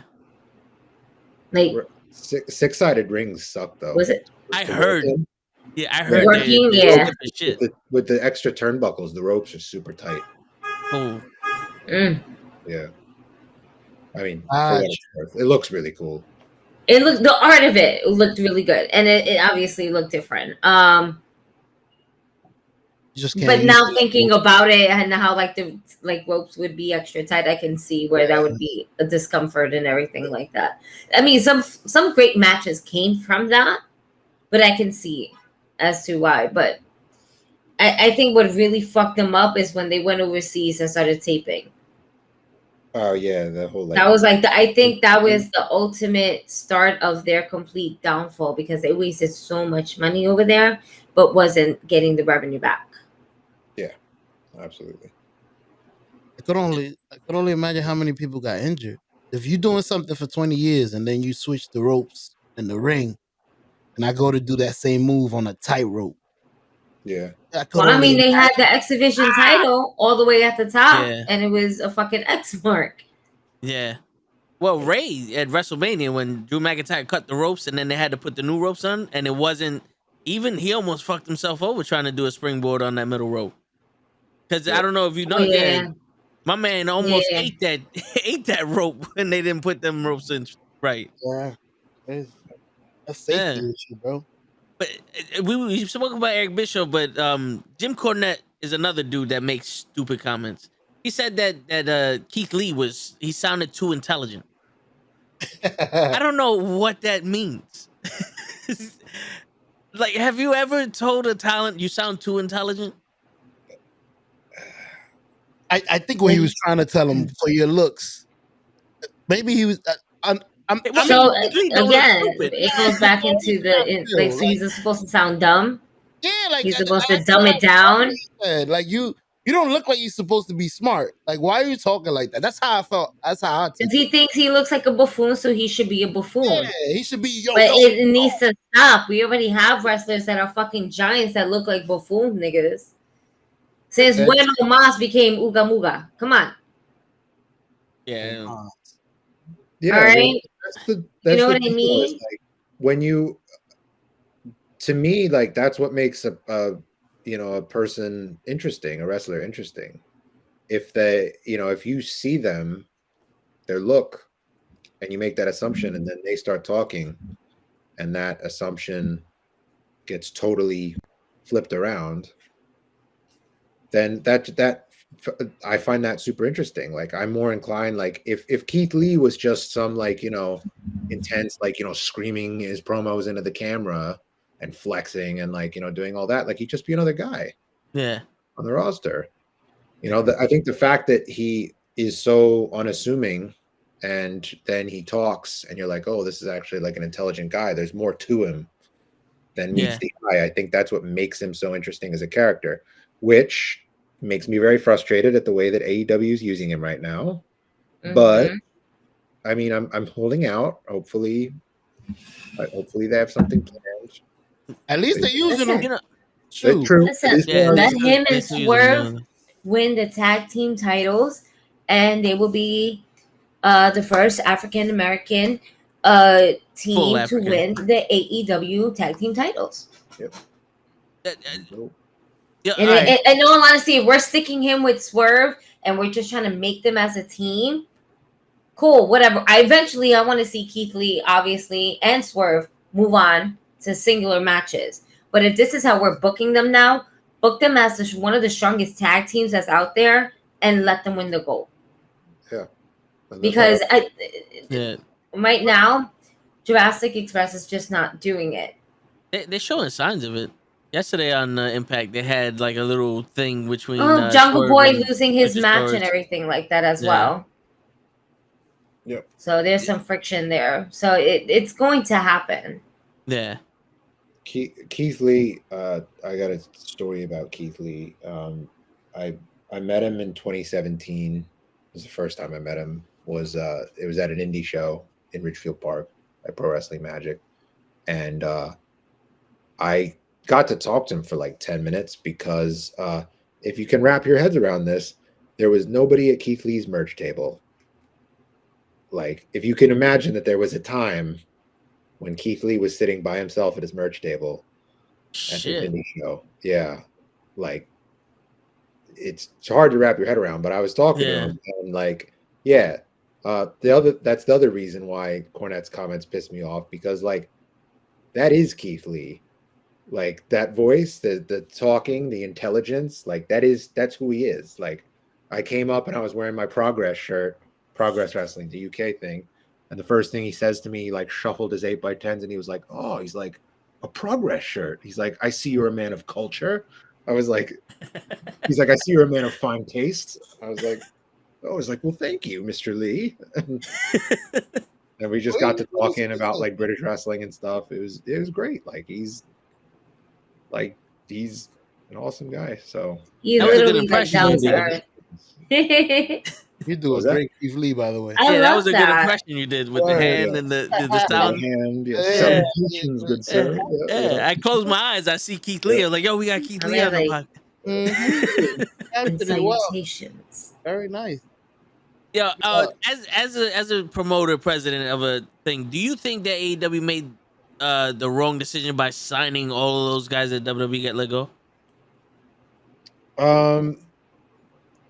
No, because they didn't. They passed on a decent amount of guys. I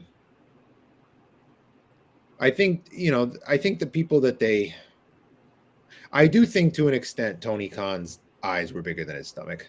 a little bit. I think that the people that he did sign from WWE, he definitely like thought that he could, that he had a plan for them and that he would do something with them. But I think then he realized, hey, I've already got all these people who are under contract already, and now I've run into the same problem as WWE, where I have this overinflated roster.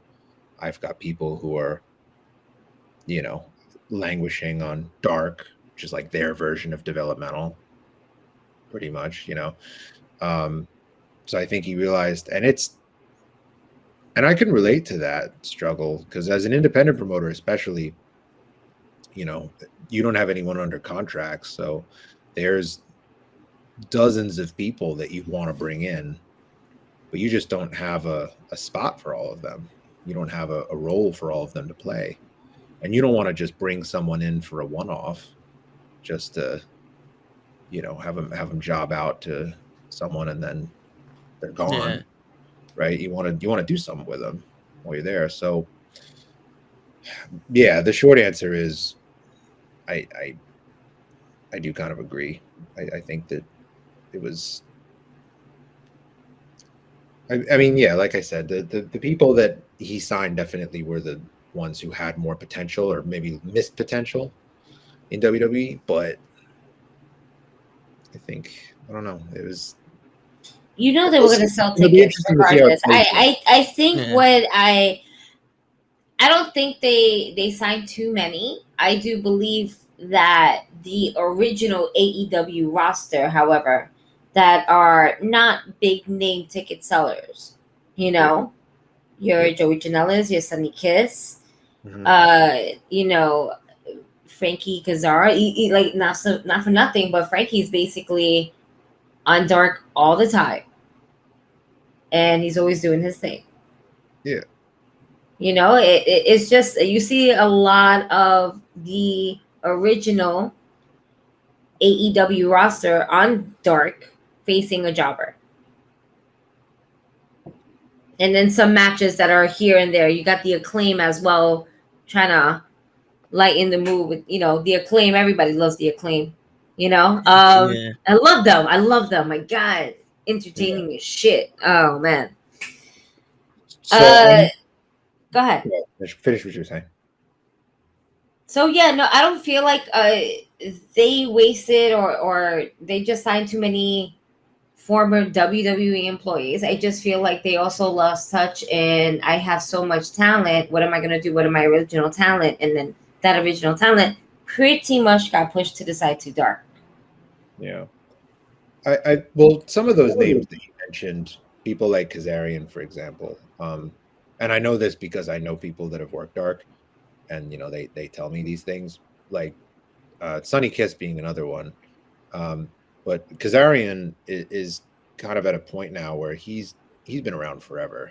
I mean, he's been around the early 2000s, even the late 90s, I think is when he debuted, 99 or something like that. But anyway, where he's at a point now in his career where, you know, he doesn't need to be main eventing, and he doesn't need to be on the pre-show. He's okay with, you know, giving his knowledge to the younger workers and working with them on Dark, and you know, helping them develop his talents and working backstage, and he can have a very fulfilling role as that. And Sunny Kiss, from what I understand, it's a similar situation, even though she's not as much of a vet. Still, like, having that producer role and being totally content with that. You know, the issue is when you're signing people who are aspiring to be in the main event, on the main roster, right, and fighting for those spots, and then they get relegated to job, you know, going on Dark every week. So I think that, you know, it all comes down to like having a clear plan when you bring in someone new, a clear trajectory for them and how you're going to use them. Yeah, I think they just became available too fast for him to actually have a clear, concise plan. He probably was like, "Oh, Keith Lee, I could put him in a match with this guy," and then you know, he just didn't get past that part of the fantasy booking. It's just at a point where, like, you know, when you have some big debut, a big announcement, or a big surprise every week, but then you're not able to follow up with that. Yeah. From there, you know, it's not a sustainable formula. Yeah. You know. Wasn't the last big announcement was New Japan Pro Wrestling? The Forbidden Door, which the Forbidden Door, right? Yeah, that got me hyped, but you know. The Forbidden Door. Yeah.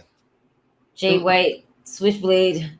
Let's go. I'm excited to see him. I'm excited to see this collaboration, because I feel like if New Japan was gonna do it with anybody, if AEW wasn't around, they would have felt forced to do it with WWE, and they probably still wouldn't have done it with WWE. Maybe here and there some wrestlers, but you know, the way I feel like this collaboration would be, and with also having ROH as well, it's gonna be big. What I'm really worried about is when ROH and New Japan used to do their shows together, it was always like it would be a bunch of tag matches, like 6-man tags, 8-man tags, and I really hope they don't do that with Forbidden Door. I hope they give us like proper dream matches. Yeah. That we all want to see. But the problem with that is, you know, it raises a question. I mean, we're about to have our first joint show next month on June 4th. Booking those things and figuring out how to do it in a way where like everyone comes out looking strong. Word. I'm not selling to you. You know, yeah, well, I'm saying like it's tough, right? Because you don't want to, you know, My you don't company want can't look weak. you don't want to send Yeah. your guys to the chopping block, you know. Yeah. So it's tough. I'm curious to see how it's going to work out. Show, I know Show was trying to ask a question, and Lay, We our got other 3 on the cohort, list. yeah, our other co-host Lay, he's in the chat right now. He couldn't make it to the show, but he has questions for you. But Show, ask your questions first, and then we'll get to Lay. Quick question for Mr. Alex. We talking about Tony Khan. Mr. Alex, didn't you steal Danhausen from AEW? But then again, you say you don't sign people. No, we don't sign people. No, Danhausen wrestled for us before he got signed to AEW. Okay. Yeah, so what happened was he wrestled for us. He had a match in last September against Big Game Leroy. It was a title match. And then that was one of his last matches before his injury. He broke his leg. And then AEW actually signed him while he was still out on injury. He must have been that good. Yeah. So, and that was why it took him so long to like actually have his in-ring debut with AEW, because he was still healing the leg. But they still had him doing the spot. He jobbed this past Wednesday. Well, Danhausen, you know, his thing was, again, I'll pull back the curtain a little bit, but when we brought him in, his whole thing was, you know, he's like, listen, he's like, I don't care. Like, if you have the other guy go over, he's like, I'll lose to anyone. He's like, I just want to look good while I'm doing it. You know, Yeah. I respect that. Mm-hmm. So they went out, they had a good match. But yeah, Danhausen, we wanted to bring him back to have another match with Killy McMurphy, but it didn't happen, unfortunately, because he got signed. But It's good though. Enjoy. Still having a moment. Yeah. I'm glad that we got him in the first place. Yeah. Yeah. But that's got to be cool. You worked with people, and now you see them on TV, and it's like, you know, I remember this guy when he first started. You know, when there was no one at his concessions table. No, it's awesome. It's really cool. That's one of the other great things about the indies. You know, is you see people on TV, and you're like, oh, I remember them wrestling in front of 10 people for a hot dog and a handshake. That's dope, because they always remember you. I remember you when my concession stand was empty. So when they become Roman or somebody, listen, I remember Alex. He was the only guy that used to talk to me. That's what I'm saying, yeah. But so one of Lay's questions is it more important the mic work or in-ring work? Mic work or in-ring work? I think it really depends on like the kind of character that you're trying to portray. You know, if you're for example, if you're trying to get over as like a monster heel, like a Kane or like an Abyss type person, obviously, then you don't need to talk. You don't need to be able to cut promos. You need to be able to wreck motherfuckers in the ring. Yeah. But, the talking's not as important. If you're trying to be a very cocky, braggadocious, douchebag heel, then yeah, you're going to have to be able to cut a promo. It really depends on what you're trying to accomplish with the character. For me, I think about like when I'm looking at potential talent and potential wrestlers to come in, I think of it as like a pie chart almost. And I think about it as like 3 categories, 3 like criteria for me, which is look, charisma, so like mic skills, and then in-ring work. And I think about like every wrestler as like a pie chart breakdown of that. You know what I mean? Like what percentage of each are they at?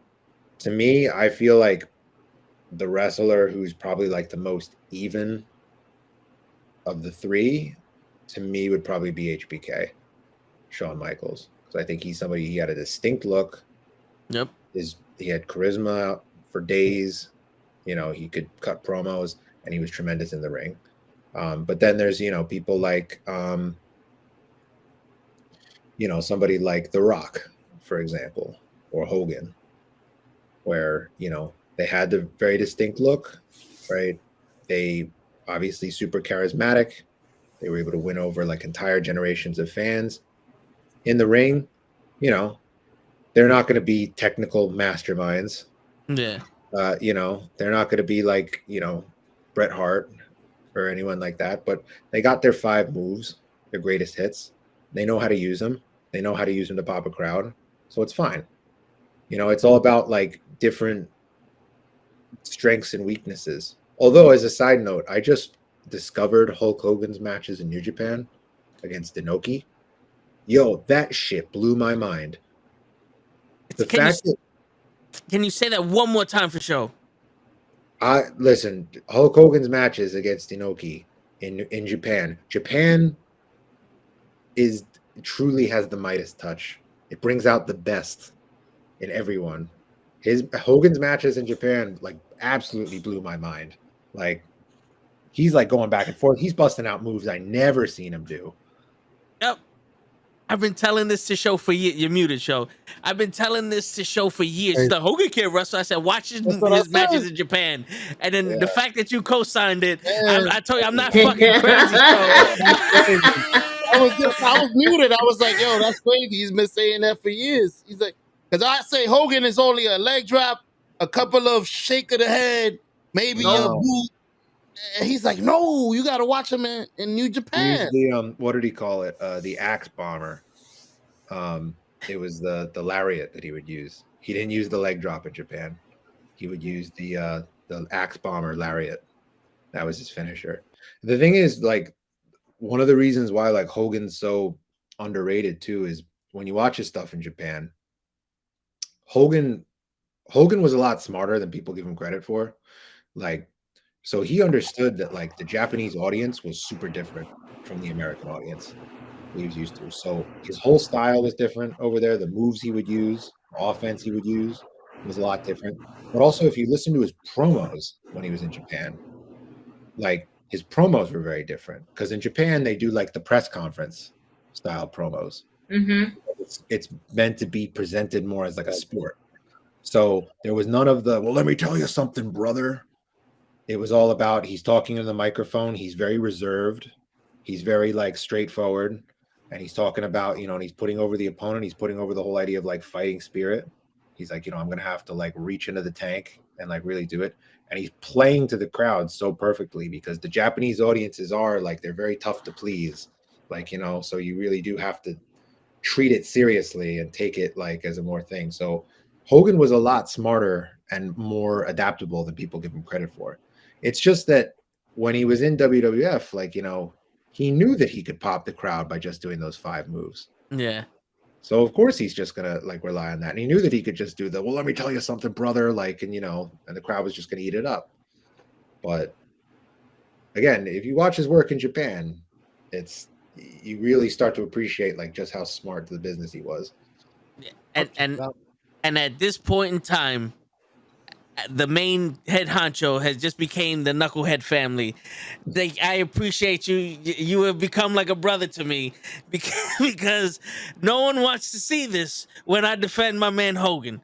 And I appreciate that we needed an outside consortium to school y'all on this. And I hope Kenny's watching because he needs to hear this shit too. But another question that Lay had was, as a promoter, how do you elevate younger talent? How do you elevate younger talent? Well, I think that the first thing is, going back to the previous question, is like identifying their strengths. So deciding like, of those 3 factors, talking, the look, charisma, like what are their strengths? What do they need to work on? And then you play to those strengths, right? You book them in a way where those best attributes are highlighted. I think first impressions are everything in wrestling. So I think when a young talent is debuting, I think it's really important that you put them you set them up to succeed. So put them against someone who, is maybe more of a veteran, more of a workhorse, kind of carry them, walk them through a good match, and then go from there. So I think I'm trying to think of like a more like a concrete example. We had Clifford Jones he was a student at the Team 3D Academy, and he had his first match ever was the opening match of our first show. And so I booked him against Wrecking Ball Legursky, who I don't know if any of you guys know him, but he's a big fucking bruiser of a man. He's 6'6", 375, I want to say. Damn. But he's a super good worker. He's seasoned vet. You know, he's been wrestling for I think going on 10 years now. But his whole thing was like he trained with Clip at the Team 3D Academy. So he was like, listen, give him to me. I'll walk him through. I'll make him look real good in front of the crowd. You know, there'll be a lot of give and take. It's not just going to be me squashing him, you know. So I was like, all right, go for it. And yeah, they put on a terrific match. He would never, when he came back to the locker room and like the other people in the locker room found out that it was Clipper's first match, they didn't believe it. They were like, this bullshit. There was no way that was his first match. And he's like, yeah, no, that was my first singles match. Like, wow. So it's all about, yeah, like just having a good dance partner that can have a good match with a broom, right? Oh yeah. Yep. And that's dope. I like to hear that, you know, because I always figure it's like wrestling is a team sport, you know, because it's not gonna look good unless everybody's involved with it, you know, equally. So when you hear the stories of people in the back, like I gotta win and this gotta, it's like I always thought, it's like, wouldn't it just be better if you put on a show? Like I don't know the politics of it sometimes. And fortunately, I've never really had to deal with that because I like to think I'm a pretty good judge of character when I book people. Like, you know, I don't think I would book anyone that would pull something like that. And if they did, I probably wouldn't bring them back because you have to understand how you fit into the bigger picture. You know, as a worker, you have to understand what you're bringing to the table. You have to understand like the role that you're playing. So, yeah, I don't understand it either, honestly, but it's fun to hear about, listen to stories about on those podcasts. It's true. Yeah. Dealing with it firsthand as a promoter. No, thank you. Nah, I hear you. Yeah, real quick. If you had the book show in a match, who would you put him up against, and what kind of match would it be? Are we talking like people who are on TV, like one of my guys, like who fantasy, whoever, one of your guys, if you know, if you want to punish them, somebody on TV, you know, whoever you got. It could be in the bodega match too. The belt up on the line. Listen, that's the tag belt. So you need a tag partner, show. You got the wrong belt, show. My bad. You want the toe in the show in here? We got the toe in the show. We can do the tag belt with the toe in the show. All right, there you go. You got the fantasy football title. All right, there we go. Okay.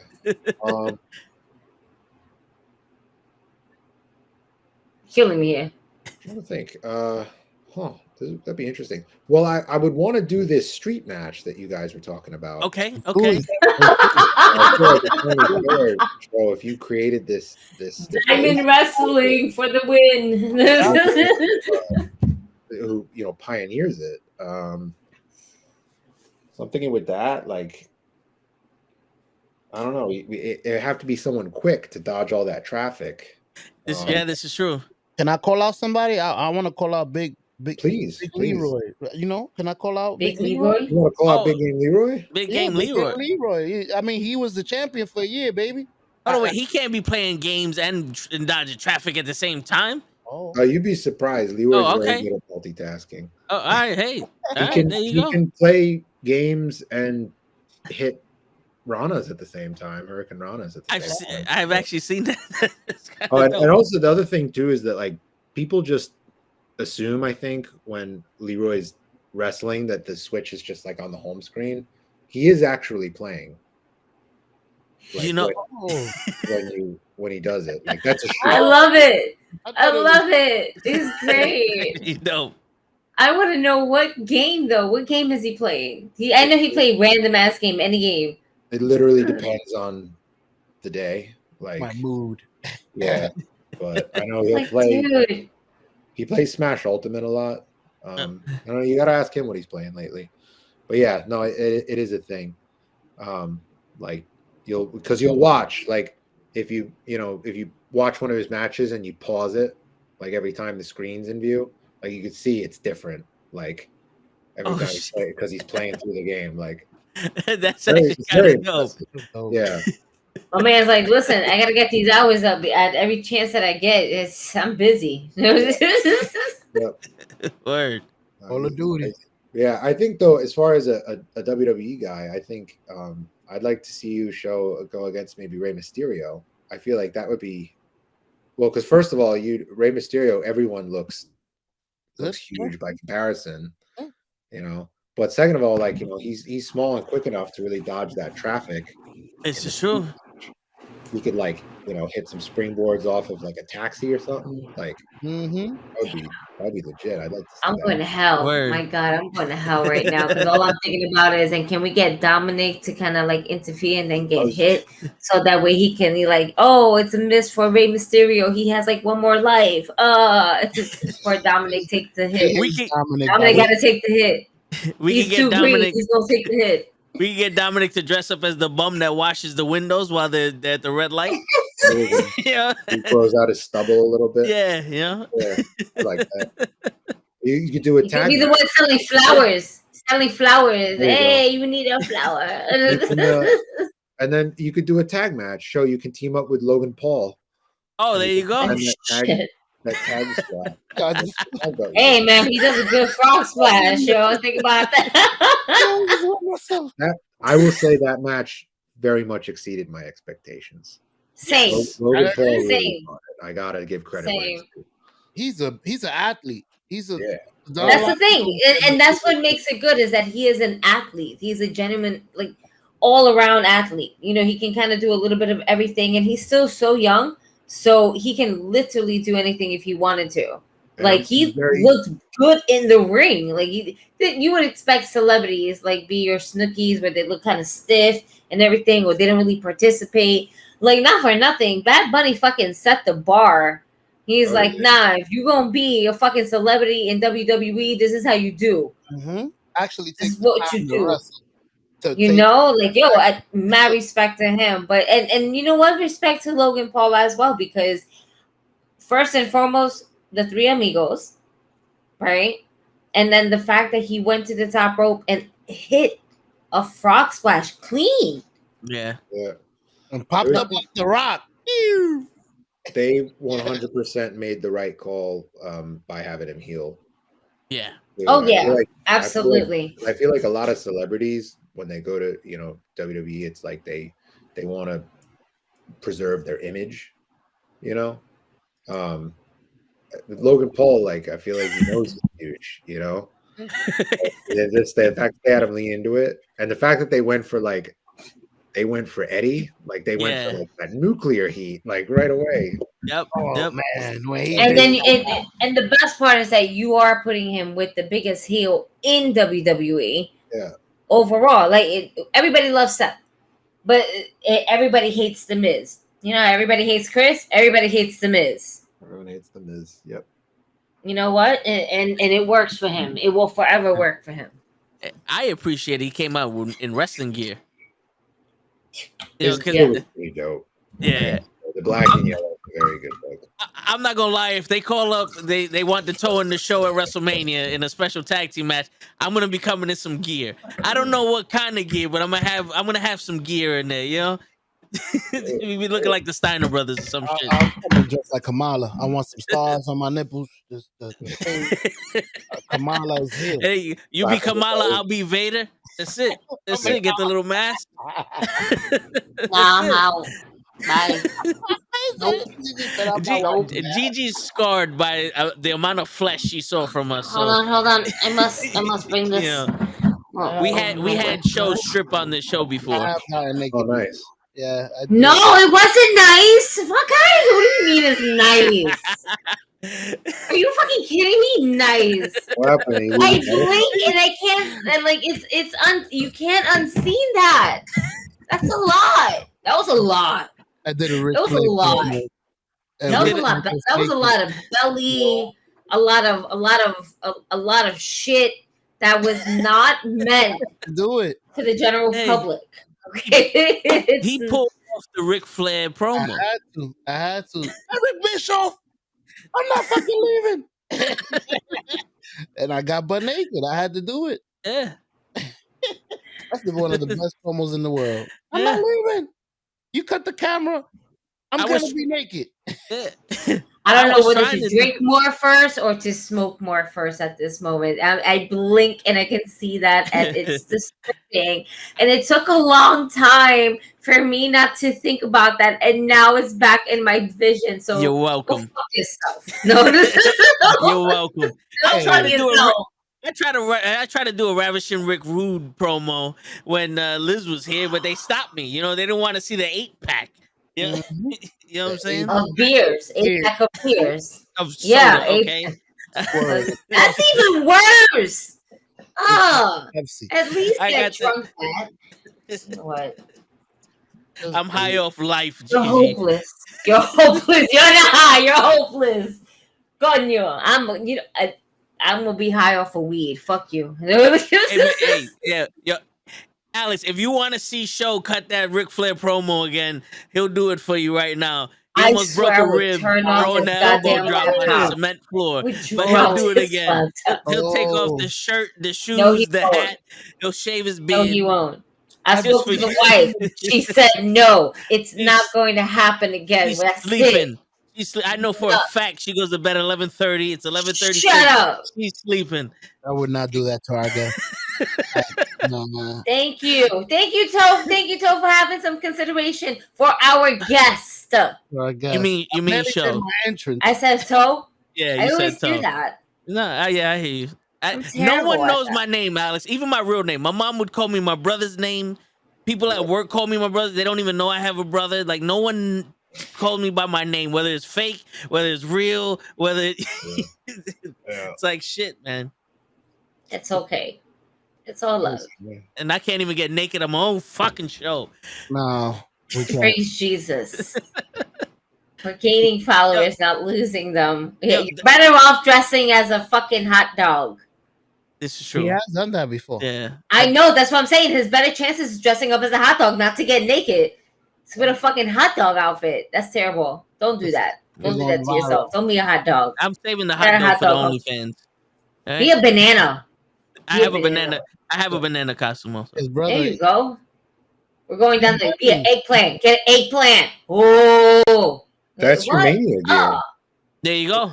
The hot dog. Hey, Mania gear, yeah. dope. I got my own run and everything. Shoot. Do we get the $5 million card, the Pokemon card? For you, Show? Yeah, of course. Come on, don't be It's like gonna that. be the bootleg from Canal Street, but fuck it. You know what I'm saying? Shit. well, the Chinos and the Jamaicans got that. Word. The El Mundos. That's it. Mr. Set Alex, it- when's your next show, by the way? Sorry to cut you off. Next show is going to be Friday, May 20th. Takeover versus Shane Taylor Promotions. One night only down at the hallowed halls of the Ridgefield Park Knights of Columbus, Ridgefield Park, New Jersey. Be That's very, dope. very exciting. Yeah. This has been a long time coming. Takeover has been talking a lot of shit on social media. They've been calling out Shane Taylor Promotions from Ring of Honor for a while, and now Shane Taylor Promotions has accepted their challenge. So that's really going to be the theme heading into it. So they're kind of like the biggest faction in Invictus versus one of the biggest factions on the independents right now. So it's going to be really exciting to see how that's going to go. And then we got a bunch of other showcase matches from Invictus as well on that show. We got Big Game Leroy versus Ken Broadway, 5 years in the making. Okay. Going back to their House of Glory days. So that's going to be really exciting. And then, just a lot of other matches. Number one contenders match for our women's title. Riley Shepard versus LMK all fucking day. Little Mean Kathleen. So that one's going to be really good. We got Mucho Chris Moljo defending the social media title against Love Doug, everyone's favorite Cupid, the real life Cupid. I'm combining their nicknames. Real life Cupid. It's everyone's favorite man crush. Yeah. That's right. So yeah, it's gonna be a really good time. They got some really cool stuff planned. They got that bodega street fight, which we were talking about earlier. Which I have no idea what that's gonna entail, but I'm very excited to see. I hope someone brings that cat though. I hope the bodega cat makes an appearance. Yeah, Yeah, we need it. I really hope so. But I also know another thing, because they were telling me like, we want to make this the most New York shit possible. So I don't know if y'all have heard of Subway Mania. Yes. You know Subway Mania? Okay, so Subway Mania is doing the halftime show. Okay. During the intermission. Stop. Are you serious? Yeah, so they're actually like coming and they're doing it live in the ring. Okay. So Subway Mania for Toe and Show, it's literally guys who go on the subway and like the Stone Colds, the fucking Rocks and everything like that. They just recently did one not too long ago. It was Tahan Rivera and God, what is the guy who did the Chico? Oh my God, his name is escaping me. I've seen they have clips on Instagram. I've seen, they went up and down the Ave and stuff like that, all dressed as NWO. Like, hey, brother, I need a haircut, man. Hey, yo, Chico, how much is the haircut? Great shit. Good shit too. They did a Royal Rumble match, like on the subway, where like every time a new like entrant would come in, like the subway would pull into a station and the doors would open and like another guy would get on.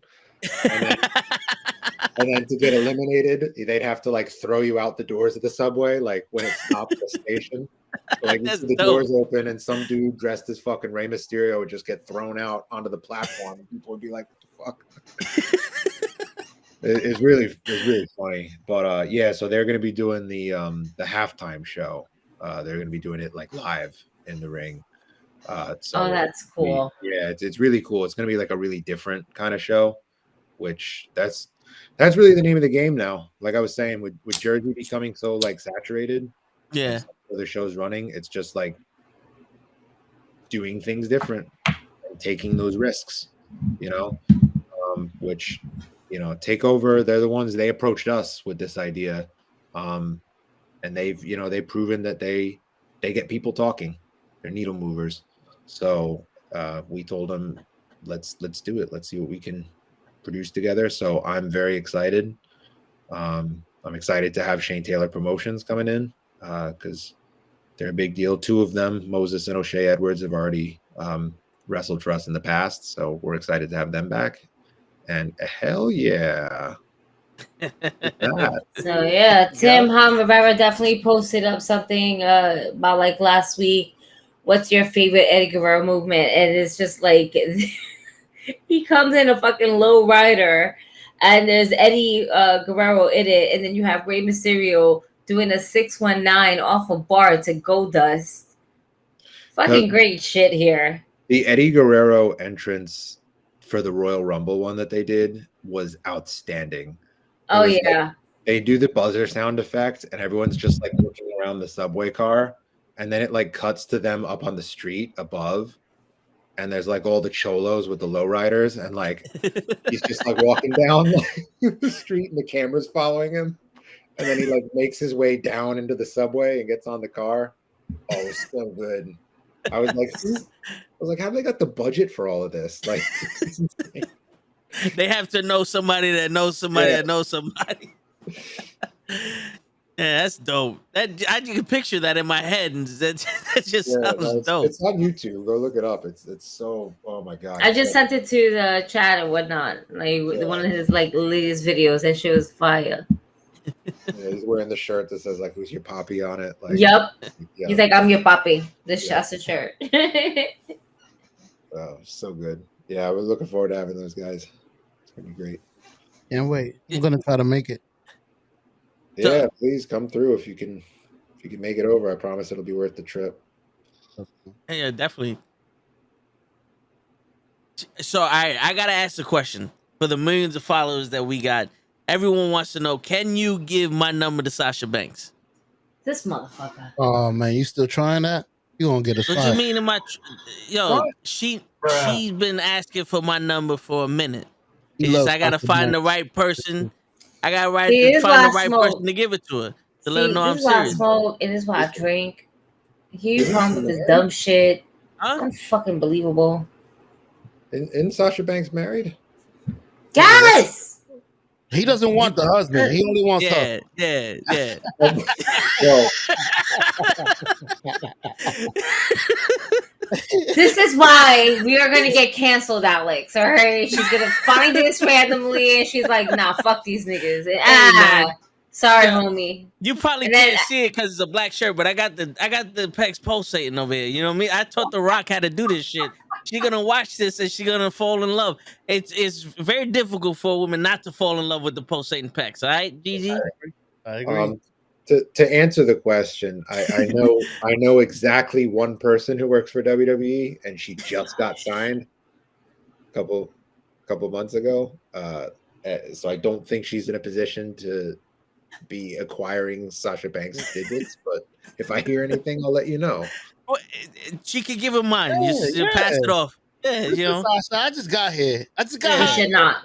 Yeah, just like I'm just looking for someone to, show she's me gonna the listen. Sasha Banks is gonna fall in love with your restraining order. That's what she's gonna do, because she's gonna put a restraining order on your fucking creepy multiple ass. names, multiple IDs, and multiple passports. All right? Don't be doink and dink and think and all these little fucking dinks.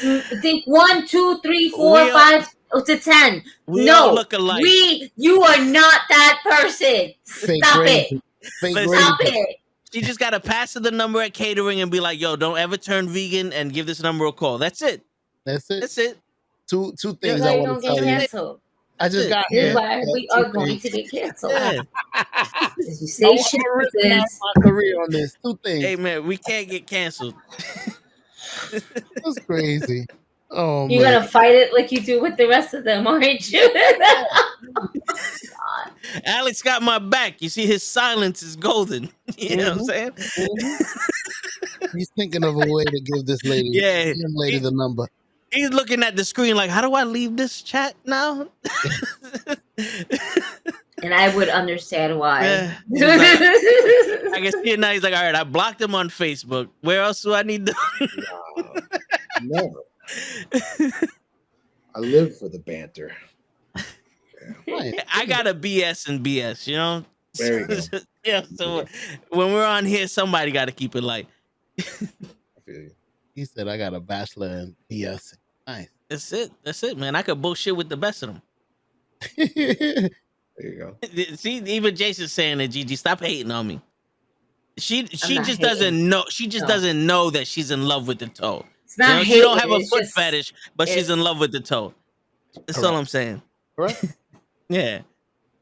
We all know this. It's well known. It's well. Yeah. Google who Sasha's in love with, and not you, this guy right here. No. God, it's so painful that you're so much in denial right now, and it's okay. It's okay. Yo, you're my friend. Alex, I don't know if you see this. I have the 1-800-FACTS hotline above me right here on my wall, because I don't speak in. I was wondering about that. Yeah, we don't speak in opinions here. We speak in straight facts. So it's a fact that Sasha loves me. It's not an opinion. There's invisible ink on the number says fiction at the bottom. It's just in case you didn't know that. Sir, no. We got to give him a taste of this, you know? So when he comes back, he knows he knows what. If he comes back at this point. Right on my material. Yeah, you know? He could come. Let me ask you shit about you. What is your favorite match that you have booked so far? There you go. That's a good question. Yeah. What's the favorite match that you've booked so far for yourself? That Pure Rules match from our last show I'm very proud of. I mean, both because it was a great match, and also, I mean, I told you guys how it came together, like, so the last minute. So I really enjoyed that. Big Game Leroy versus Danhausen got to be up there. Okay. No, it's my senior's last day tomorrow, so I'm actually okay. I was reading the comment that came in. No, yeah. Oh, that was from Pro. They're all right. Listen, bro, we got 10 minutes left. That's it. That's right. Okay. What subject Stop do you teach? clocking us, man. I teach English and social studies. Multitasker. Yeah, Nice. business owner and teacher. Amazing. Nice. That's why you see these bags. Yeah, that's what that is. Well, I gotta get some of those. These bags. You're making me look bad. I gotta work harder. Yeah. Show doesn't know English. No, I need a teacher.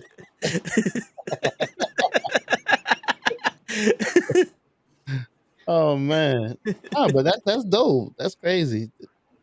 Usually people don't even have time for one or the other. Being a teacher, grading papers, having it's run a business. Yikes. Yeah, it's fine. We only run one show a month, so it doesn't take up a whole lot of my time. And like I said, I got a team that helps me out. So we split responsibilities, so none of us get too overwhelmed. So it's good. It's good. We got a good thing going. That's what's up. Yeah. Nice. Both passions, or just this is what I do? No, I love teaching. I do. I think it's I didn't know ways because I used to teach middle school. That age. That was actually how. Fun fact. That was actually how I got back into indie wrestling.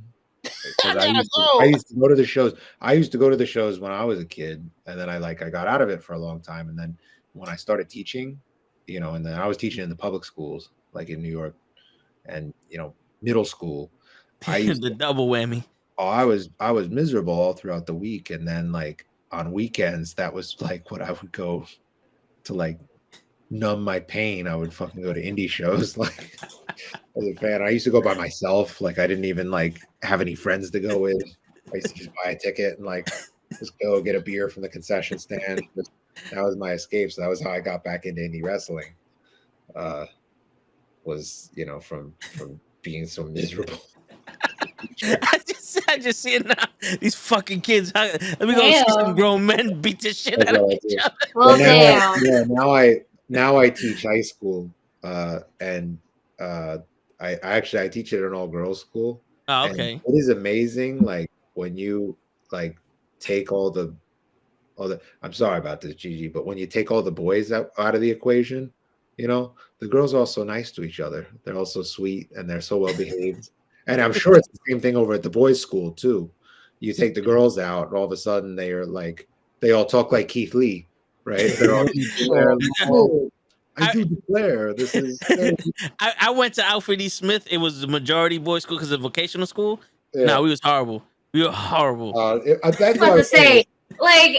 From what my friends said, they were sluts, they were putas, and it was just catty bitches. But you know what? Different times and everything like that. Girls now are just a little bit more nicer. They're just a little bit more mean girl status.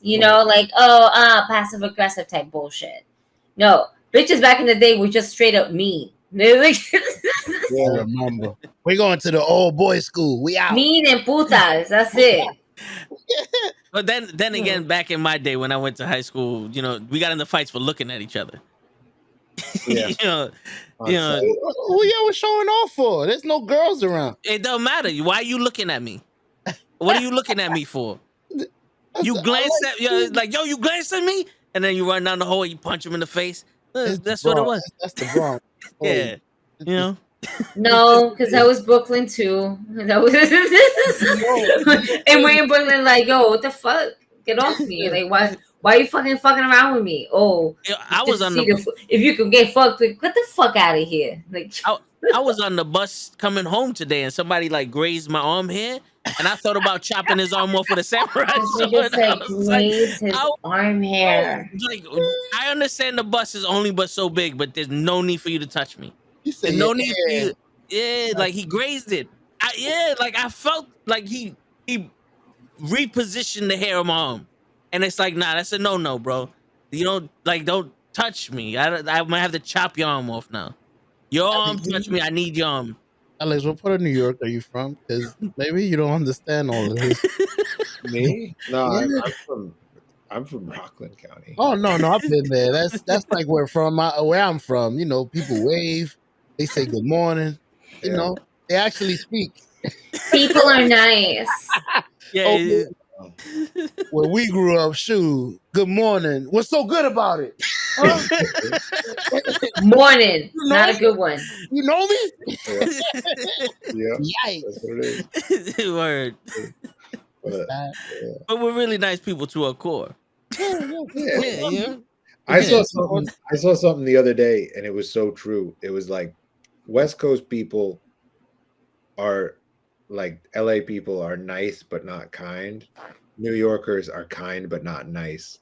And somebody comments on it, and they're like, this is the truth right here. Because they're like, and you want to know why that is? They're like, go to the bottom of any subway station in New York City with a stroller and just wait. They're like, some stranger will come up, take the front of your stroller, and help you carry it up the stairs and walk away without saying a word to you. Yep. You know what I mean? That's me. Like That's me. they'll help each other out, but they're not gonna fucking talk to you. They're not gonna, no, Yeah. you on their way. Headphones still on. Boop, boop. Yep. I didn't even stop the music. Boop, boop, boop. That's what it is. And I was like, that's so right. Because then you go out to LA and it's all showbiz people. They're all fucking fake. You know? Yeah. Yeah, they're all. I take New York any day. I hear you. Hey, you're in a great spot in New York. Don't come down here. Stay over there. Stay over there, Nyack. Yeah. Real quick before we gotta go, I want to ask this one question to you, and I had this question since a couple months ago, Yeah. and you're gonna be the first guy I ask this question to. Yes. But let's say I have a magic wand, and I'm able to make any of your dreams for Invictus Pro Wrestling come true. What would that look like? Nice.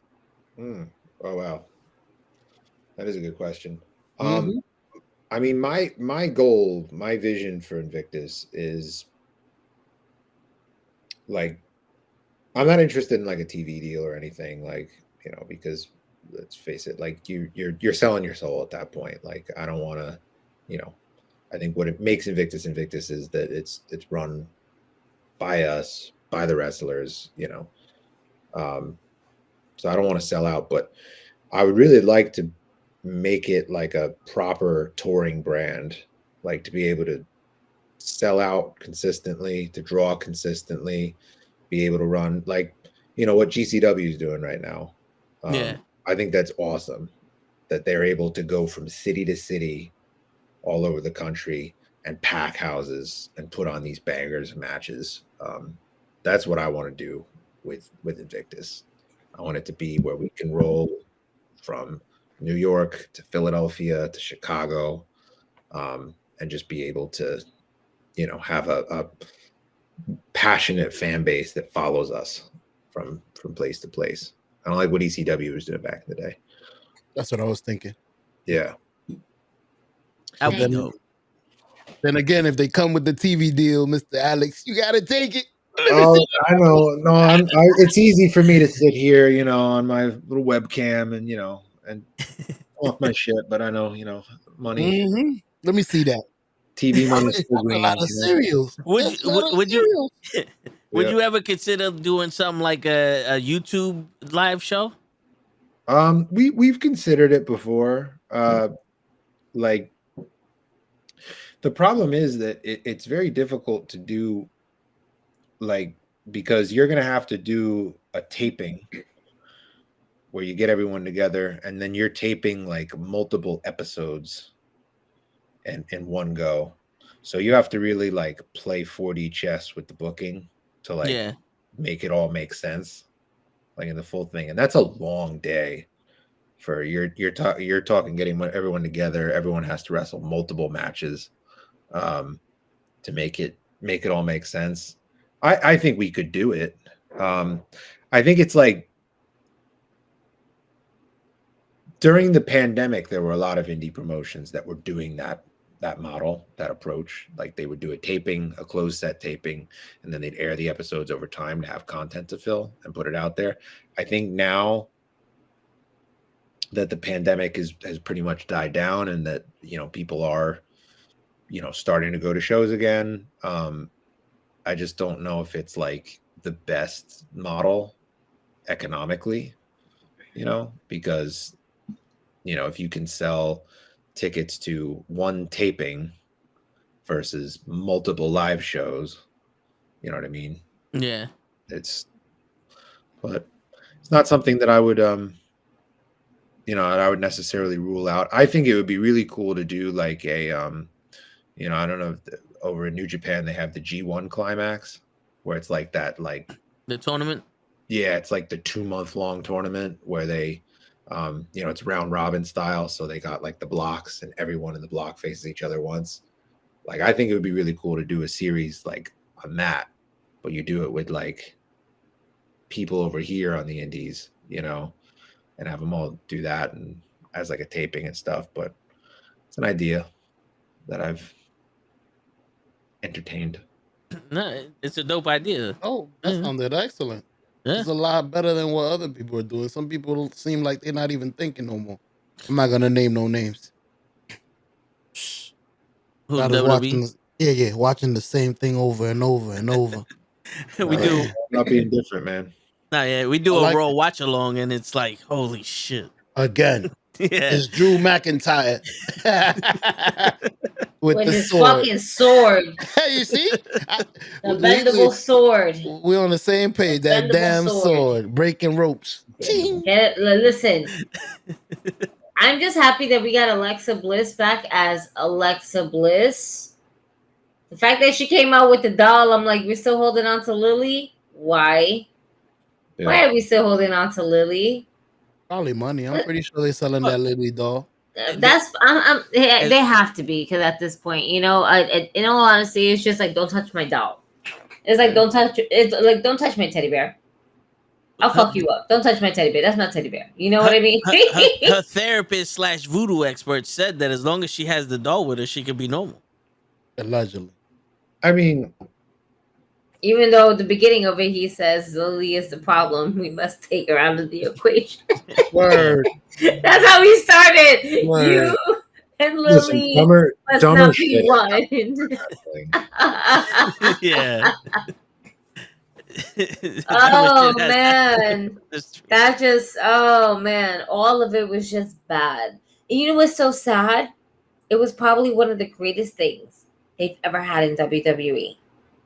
A real true, like, boy girl, their own faction, their own little tag team, and they're not fighting in tag team, but they're able to manipulate shit and make it good. Because the Fiend was dope. It was supernatural. You know what? We had nothing else going on for us in the pandemic, all right, on TV, except for this bullshit. You know what? We'll take the bullshit because it's at least it's somewhat entertaining. Because the Fiend was always good. We loved the Fiend. They fucked it up. We had to bring the Fiend to Incubus. I just never understood like why they couldn't see the same vision. You got a new wrestling promotion, Incubus. Don't mind me. They explained to you. Incubus. You see what I mean, Alex? You see what I mean, Alex? He doesn't know English. What was it? I called Keith Lee Chris Lee. Yeah. Oh my God. 90% of the Diamond Wrestling rosters because of this guy. This is how we make them. I just look, we got him Incubus Wrestling now. Bobby Lashley. Yeah, Bobby Lashley. I do apologize.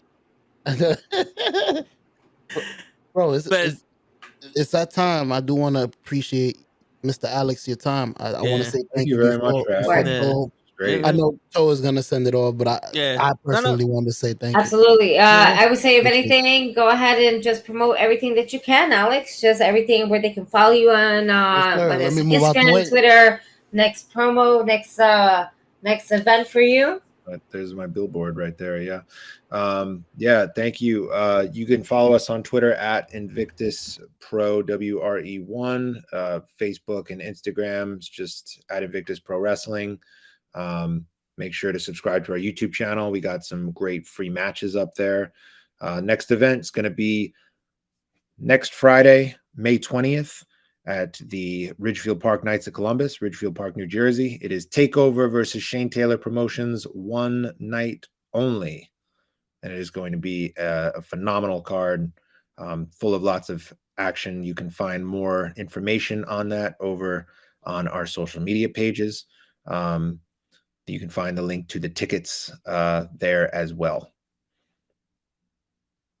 All right. If y'all wondering, that's what the little poster behind me is. That's the next event. Yep, Yes. yep. There we go. And Nice. Alex, I know you're a busy man, but you're always welcome on the Wrestling with Knuckleheads and any other Knucklehead podcast we do. We do it Monday through Friday. Cool guy. Appreciate you coming on one more time. We definitely got to see a show and a street match. Yes. We're gonna see if we can make that possible for you. Do it. Let's make it happen. That's it. And yo, on that note, everybody, it's your friendly neighborhood Knucklehead signing out. Peace. Out, fellas.